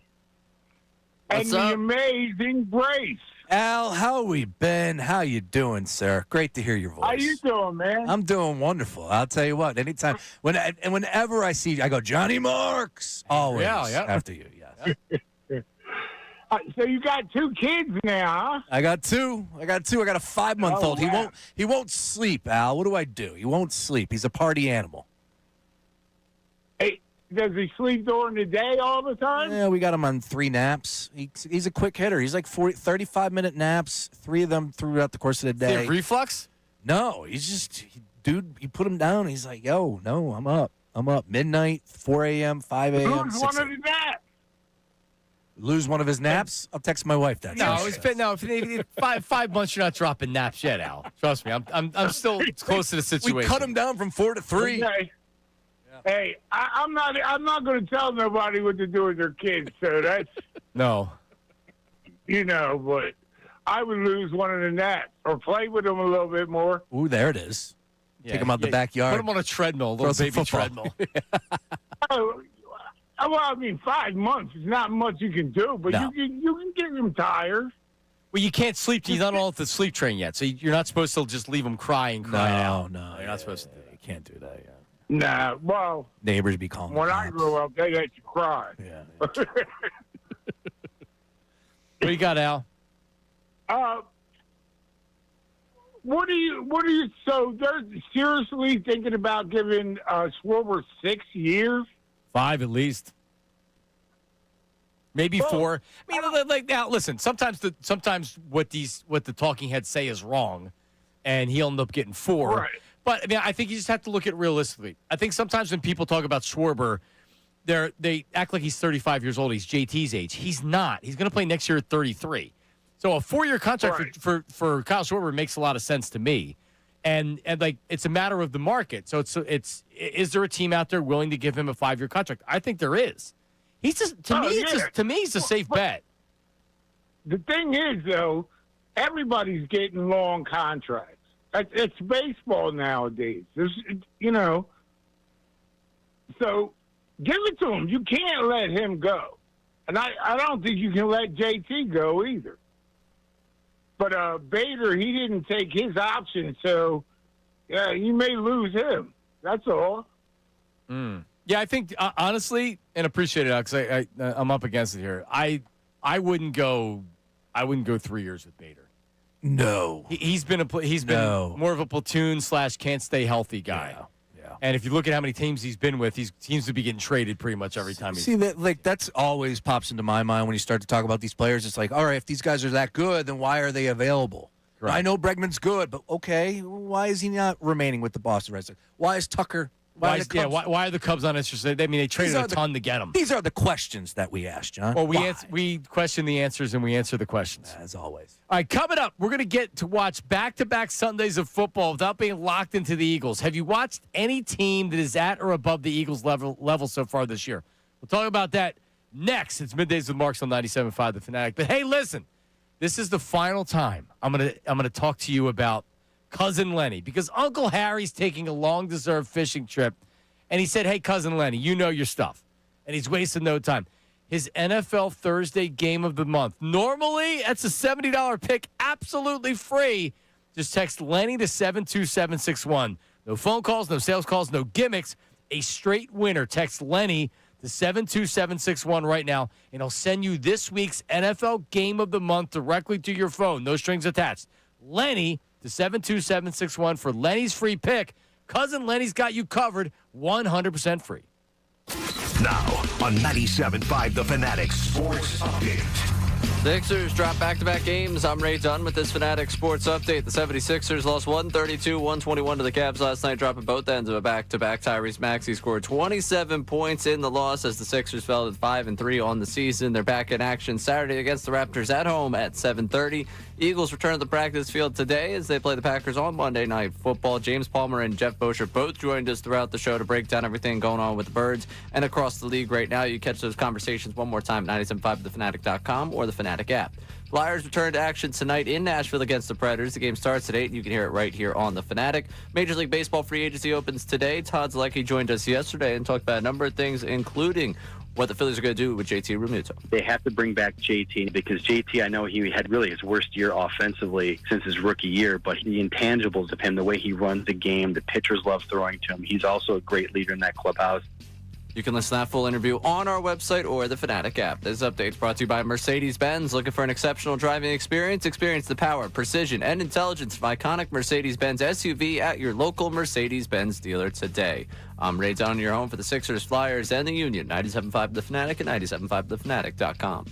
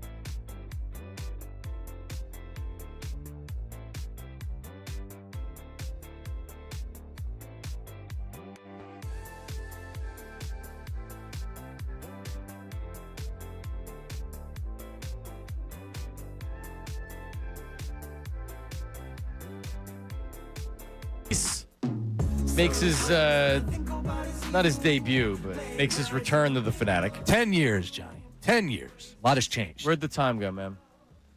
Yeah, a lot has changed, but a lot hasn't changed. A lot has stayed the same. Yes. Yes. True. 1 o'clock hour of the program brought to you by Morgenstern Hair Restoration. Great teams stick together. So does great hair. Morgenstern Hair Restoration Championship results. Visit morgensternhair.com or call 610-980-4000. Ray Dunn on the call last night. I guess we'll get to the calls tomorrow on the show. Because Harry actually texted me, and he said nothing but nylon. I guess that's Ray's signature call. And you hit one early in the game last night because Harry texted me, and then I was like, oh, Ray. And then I went and I put on ESPN Plus, and I was watching some of you. Yeah, I usually stay away from texting during the game just because, calling the game. Sure. Harry's, I think, the one person that I actually responded to of anyone. I saw Harry text at halftime, and I was like, So at least he waited to halftime. Yeah. No, he texted in the midst of the action, but I saw it at halftime. Oh. Now, see, I would never text you during the game. I appreciate that. But Harry can't help himself. No. He is so giddy to have you now as a buddy. Oh, he's Harry and I. A Temple buddy. These guys are like locked at the hip now. Absolutely. Sean, I don't think you've heard this, that he called me during my parents. We did a surprise birthday party for both my parents. They're both born in October. It was during a Temple football game.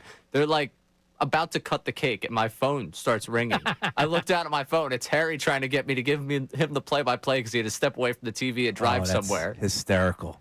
He's dialed in. Harry loves himself some Temple football, hoops. And there's somebody that actually pays attention and does play-by-play and everything else. Yeah, so Harry is so happy. Yeah.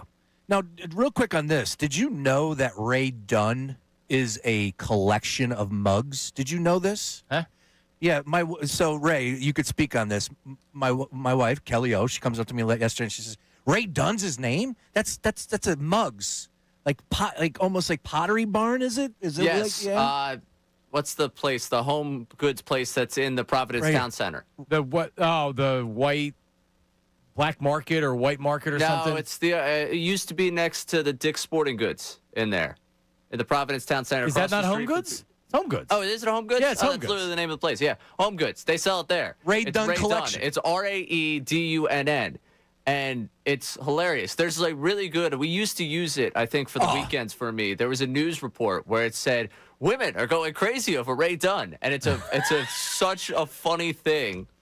That my name is that exact brand's name. I've never known anything like this, never heard of it, but this sounds like a sponsorship opportunity. It looks like the Martha Stewart collection. Yeah. It is. I Very can see the mugs. artsy, You nice get lost in mugs. Home Goods. Home Goods is a good store to go kill some time in.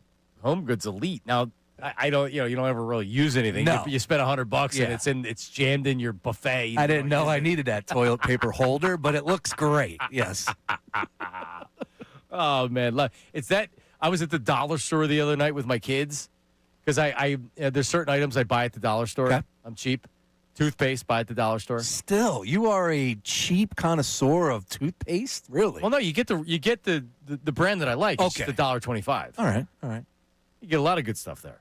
Sometimes they have sour cream and onion Hers chips that I like there. You get it for a discounted price. Good deal. Not expired. They're still ready They to go. are actually Fresh? good. Yes, Okay. they All right. taste delicious. All right. So I toggle between Target and then 2 grocery stores. So depending on, I know what's cheaper at each thing. So I do the Target. Yeah.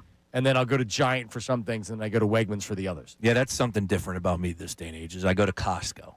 We do to Costco. Oh, you do Costco? We go to Costco. I waste too much when we do Costco. Yeah, Costco adds it up. It adds up real fast at the end. But, oh, no, when you have multiple mouths to feed, Costco is a good place. Oh, yeah. Yeah, we just end up throwing stuff out because we don't. It's like, yeah, let's get the big thing of muffins. Yeah. And then it's like, hang on, is it still September? Oh, whoops, these aren't good anymore. I got a jug full of chocolate-covered almonds that are still with me for about 3 months now. So good. So good, though. It's like the Seinfeld episode. Ray's an old soul. He likes Seinfeld. When Kramer goes to the Price Club, the Costco, and that's he doesn't know what to do with it, and he gives the beefarino to the horse, who then has gas for the handsome carriage. Does he got what the in-law, George's future in-laws Yes, on the yes. the carriage ride? Before he killed her with the He was the innocent. envelopes. It was just the envelope. Is Ray Dunn up on the trivia of Seinfeld? Like, would he be up there being able to compete with guys like John Clark, Airport Johnny? No, there's no way I can. Okay. But for if you were doing the age bracket from 20 impressive. to 30, he would be easily top 3. It's impressive. Is that how we're doing trivia nights now? The 20 to 30? We'll do it like a 5K. I get the medal. So I go to Orange Theory, OTF Orange Theory, and when they put out stuff, they always do it by age bracket. So they do 20s, and there's not a lot of people in their 20s. Yeah. Then they do 30s, and then they do 40s, and it's like, oh, there's a lot of competition in the 40s. A lot of competition in the 50s. Yep. So now I'm at the end of the 40s demo.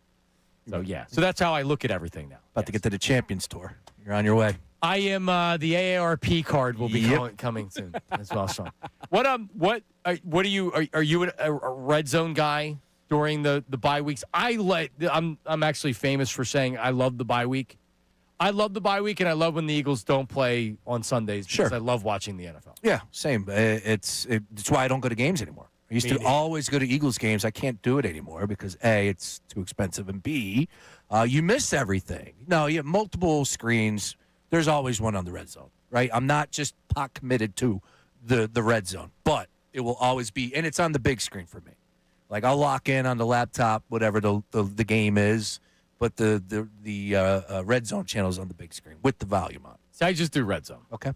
If the Eagles are on, I'll have tablet red zone, and then I'll have Eagles game. Same. So I don't have to flip back and forth and miss something. Yeah. But I'm very comfortable with. I mean, honestly, I'll watch on my phone, and I'll put my AirPods in, and I'll have red zone on my phone, and I'll just walk around, doing stuff or whatever around the house. I can't wait. Scott Hansen does an unbelievable job. Very talented for a long time now. Yeah, long time. Very talented. He goes to the bathroom though. Enough of that. No, he doesn't use the bathroom for 9. Yes, he does. But here's the other thing, Scott. Go to the bathroom. It's fine. Yeah. You want to go to the bathroom 4 or 5 times during the week? We're okay. I've already had to go 3 times. I've only been here for 4 hours. Yeah, not even. Wait, no one wants you to have to pee yourself or wear it depends. Why are you so excited during the 4 o'clock window? No, but seriously, like, and me, I have a weak bladder, so I have to go to the bathroom a lot. I don't need to be uncomfortable. No. Say, go to the bathroom, Scott. It's fine. Wait, well, if you have to cut right from one game to another without you throwing it to it, we'll live 8 hours, commercial free, and I'm not going to use the bathroom. He's got to use a jug underneath the table. Either in some way, somehow. Yeah, he's got a big Gatorade bottle or something at the table. Coming up.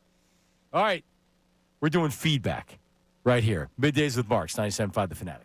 And tonight you get a look at the NFL slate for Thursday Night Football. It's not exactly the best game in the world for you, but every NFL Thursday you've got the chance to hit the jackpot on FanDuel in partnership with Valley Forge, because with FanDuel's Thursday touchdown jackpot, you can win a share of $2 million in bonus bets each week. To get in on this Thursday's action, all you have to do is place an anytime touchdown score bet before the game kicks off.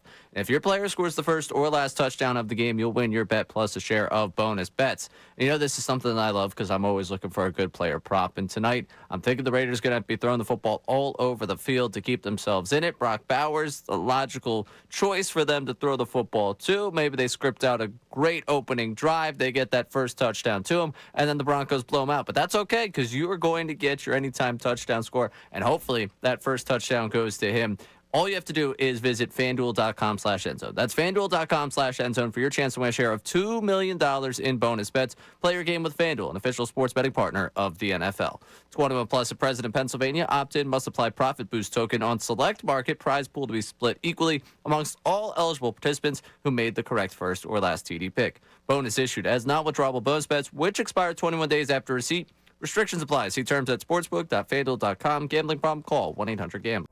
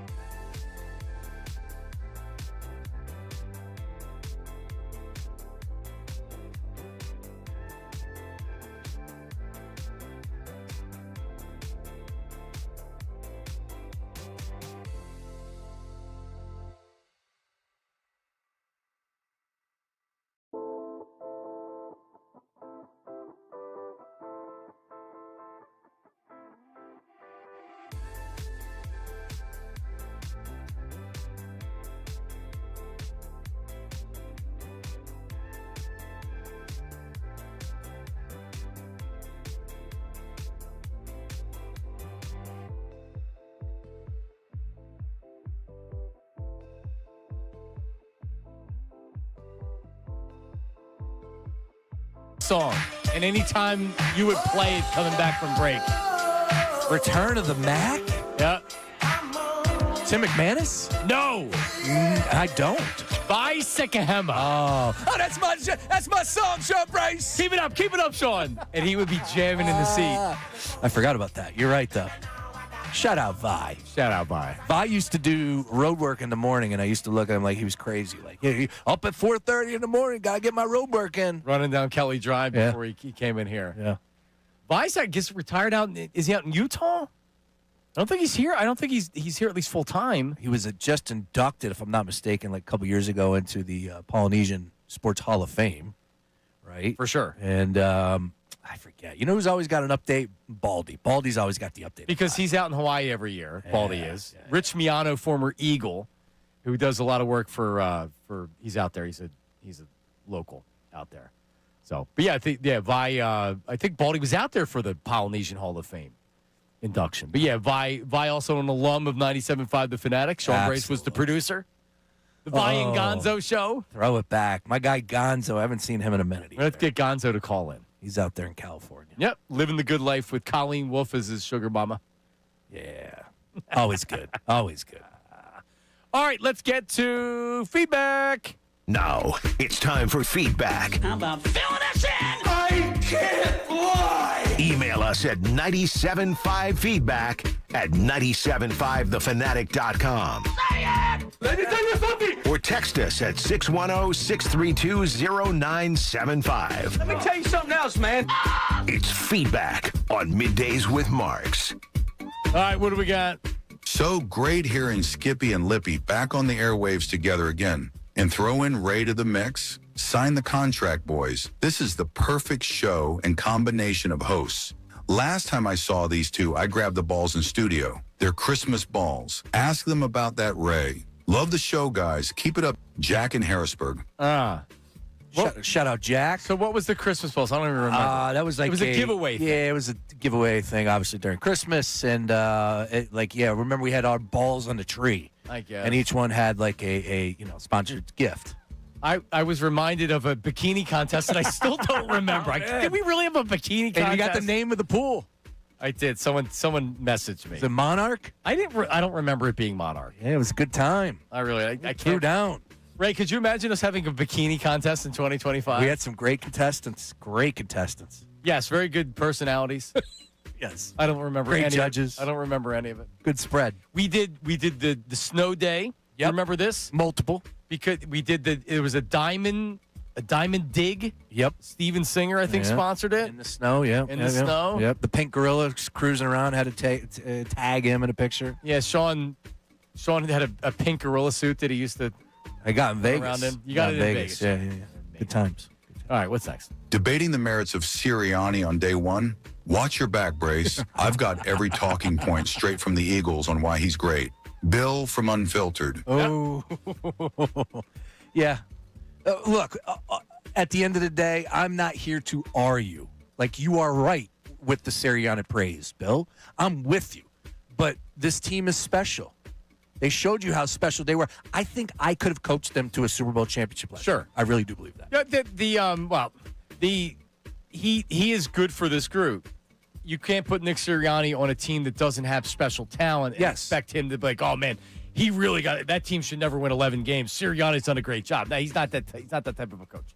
And I brought up Shane Steichen, and I'll just say it again. Done a great job. Sirianni is that coach of the Indianapolis Colts with Daniel Jones as the quarterback. What is their record this year? Not nearly as good, in my opinion. That's all. I'm the dumbest coach in the world. Unless he's fertilizing and watering flowers and things like that. We all fertilize. Yeah, he's great on the mic, that's for sure. He sure is. What's next? People say Hurts is tough to grade. I think grading Sirianni is damn near impossible. Doesn't call plays. It's not his offense. Has the best GM in the sport. Good in-game decisions. Players like him. Neil from the YouTube chat. And I always say this about Sirianni. You never run into a situation where you're out of timeouts. Remember Andy Reid for so many years? It's like, oh, damn, I wish I had another timeout. Andy Reid, damn it. But Andy Reid was bad with the clock management. Nick is never bad with that. He's good with the challenges. I mean, he manages the game very well. Now, people will say, well, it's because he's not doing anything. What does Mike Tomlin do during games? What is Sean McDermott doing during games? Harbaugh. Harbaugh, what is he doing? Like, you have to look at him as a defensive coach almost that has an offensive background. Look, and again, Sirianni with the historical standing, the consistency that he wins. Like, I'm not here to argue with that at all, but I just put the caliber of players at the top over anything. That's all. Yeah, for sure. What's next? What do you mean no one is excited to see Paul George? He's an all-time great, both on the floor and in the podcast game. Definitely not Paul George from Camden. Definitely not. It's not Paul George. Podcast P. Yeah, again, the player podcast I'm out on. Please stop. Is there any that you listen to? Zero. You just catch the clips online and That's you it. play it to make fun of or because it's somewhat interesting. Mind the game with LeBron and Steve. No, I'm passing. Sorry. On to the next. No, interesting. By the way, I still have the page open for the Ray Dunn mugs. It's R-A-E. It's not Ray. Yeah. Okay. But it's still Ray Dunn. No, it's Ray Dunn. I didn't realize that, because Ray. I'll take the sponsorship opportunity from me here. Okay. Can we get an endorsement? Yeah. Hey, I'm Ray Dunn. Here Or to talk Ray about Dunn. Ray Dunn. Live from aisle 5. I talk about that too much. What's next? They used to have bikini contests at the station. When can we bring those back? Brandon from the YouTube desk. Oh, Dutsy back there. You know how old Brandon is? No. Just turned 21 last week. Oh, what a time to be alive. 21. Nice work there. No, it wasn't here at the station. No. But that was at a pool. Yeah. There were plenty of other things that are happening at the station. I mean, I guess Brandon's saying, like, that sounds like a good time to me, going to a private swim club with all these things going on. It was incredible. It was a great night. It was cool. Yeah. It was cool. I remember it. All right, what's next? I don't know if I've heard enough from Cousin Lenny today. Who exactly did he pick again? Trying to get my funds up. Mike DeBoner. No, you know Mike DeBoner? He's the spokesman for Blue Chews. We actually have a commercial where the guy comes on and says, "I'm Mike DeBoner." So he texts he texts. I believe he's a texter or is he an emailer? He's an emailer. He emails. Yeah, we don't want to get texts from him. No. No. Because you never Kind know of a what could farm happen. type thing. Yeah, you never know what could happen. Blue Chews still, you know what? Something that hasn't changed. Have not, had to dip into that category. No? Not once. Ray, at one time, because if you order them from China, they're a lot cheaper than what you're paying. Yep. But if you order them from China, then those MFers don't leave you alone ever. They'll call you 24/7. Like, hey, I bought 100 yesterday. What are you calling me for? The new thing is the compound ones that are both. They're not FDA approved, but you can get them prescribed. Yeah. Sparks, I think, is what they're called. Yeah, there's ones that come with like protein now. Like yeah. If you want a headache for 2 days afterwards, sure. It's great news. Oh, the stuff they're coming up with these days. Well, are you 44? 4-4, baby. 4-4. You're Tom Rathman? Yep. 44. Yeah. All right. Still got it. Still doing it. Still holding it down. And are you any more children or is this No, I got the appointment made for December. Okay. December 19th, I want to say. The weekend that they have the Commanders, Eagles and Commanders. So you're going to go commando on I'm getting snipped heading into the holidays. Yeah, no more, dude. I have no idea how that is possible. 2, it's just night and day from 1. No, three's not bad. Well, 2 was a jump. 3 was COVID. Gotcha. Liz's sister had a baby. I got baby fever. Okay. Honestly, if I wasn't, look at that. I would have another one if I was younger. Oh, a little bit younger. man. Yeah, no, I'm tapping out. Right now, 2's good. When Bella graduates from high school, I will be 62. Wait, when you break it down like that? Yeah. When my boy turns 21, I'll be 65, I want to say. Yep. There you go. I can't be working till 70. I'm not Mick Jagger. I'm Mick Jagger money. Having kids into my 70s. Anyway. All right. Well, listen, this was great. Oh, it was awesome, dude. We're going to have we're going to make this a weekly thing. Next week I think the schedule is already made, but it is really really good to have you back and means the world. Nostalgia to station is because I've seen a lot of people saying, and not in a negative term, but it's saying like the nostalgia of Harry coming back and Jason coming back and you coming back or whatever. Like nostalgia is only good to a certain point. Then you have to actually deliver with good radio. Sure. And you and Harry and Jason we're still very much in our radio prime. So we're gonna deliver good radio, and it's not just gonna be about nostalgia. And we're going to be doing stories every single show that we do. We're going to do stories, but we're going to do good radio. I appreciate that number. I'm always there. And also, I just want to say, I mean, you have a pretty damn good lineup, man, with Bill coming up, of course, and what Chunas and Kincade are doing in the morning. So it's a pretty damn good lineup. If I could just get a producer that wasn't worried about play-by-play, it'd be good. How about that? He's gone next week. He's doing the Lady Owls. Oh, you're gone next week. Well, I am gone next week. But if you need me to hit the buttons, you give me a call. I'll come and slide behind the glass. All right. Guys are coming up next. See ya. Now on 97.5 The Fanatic Sports Update.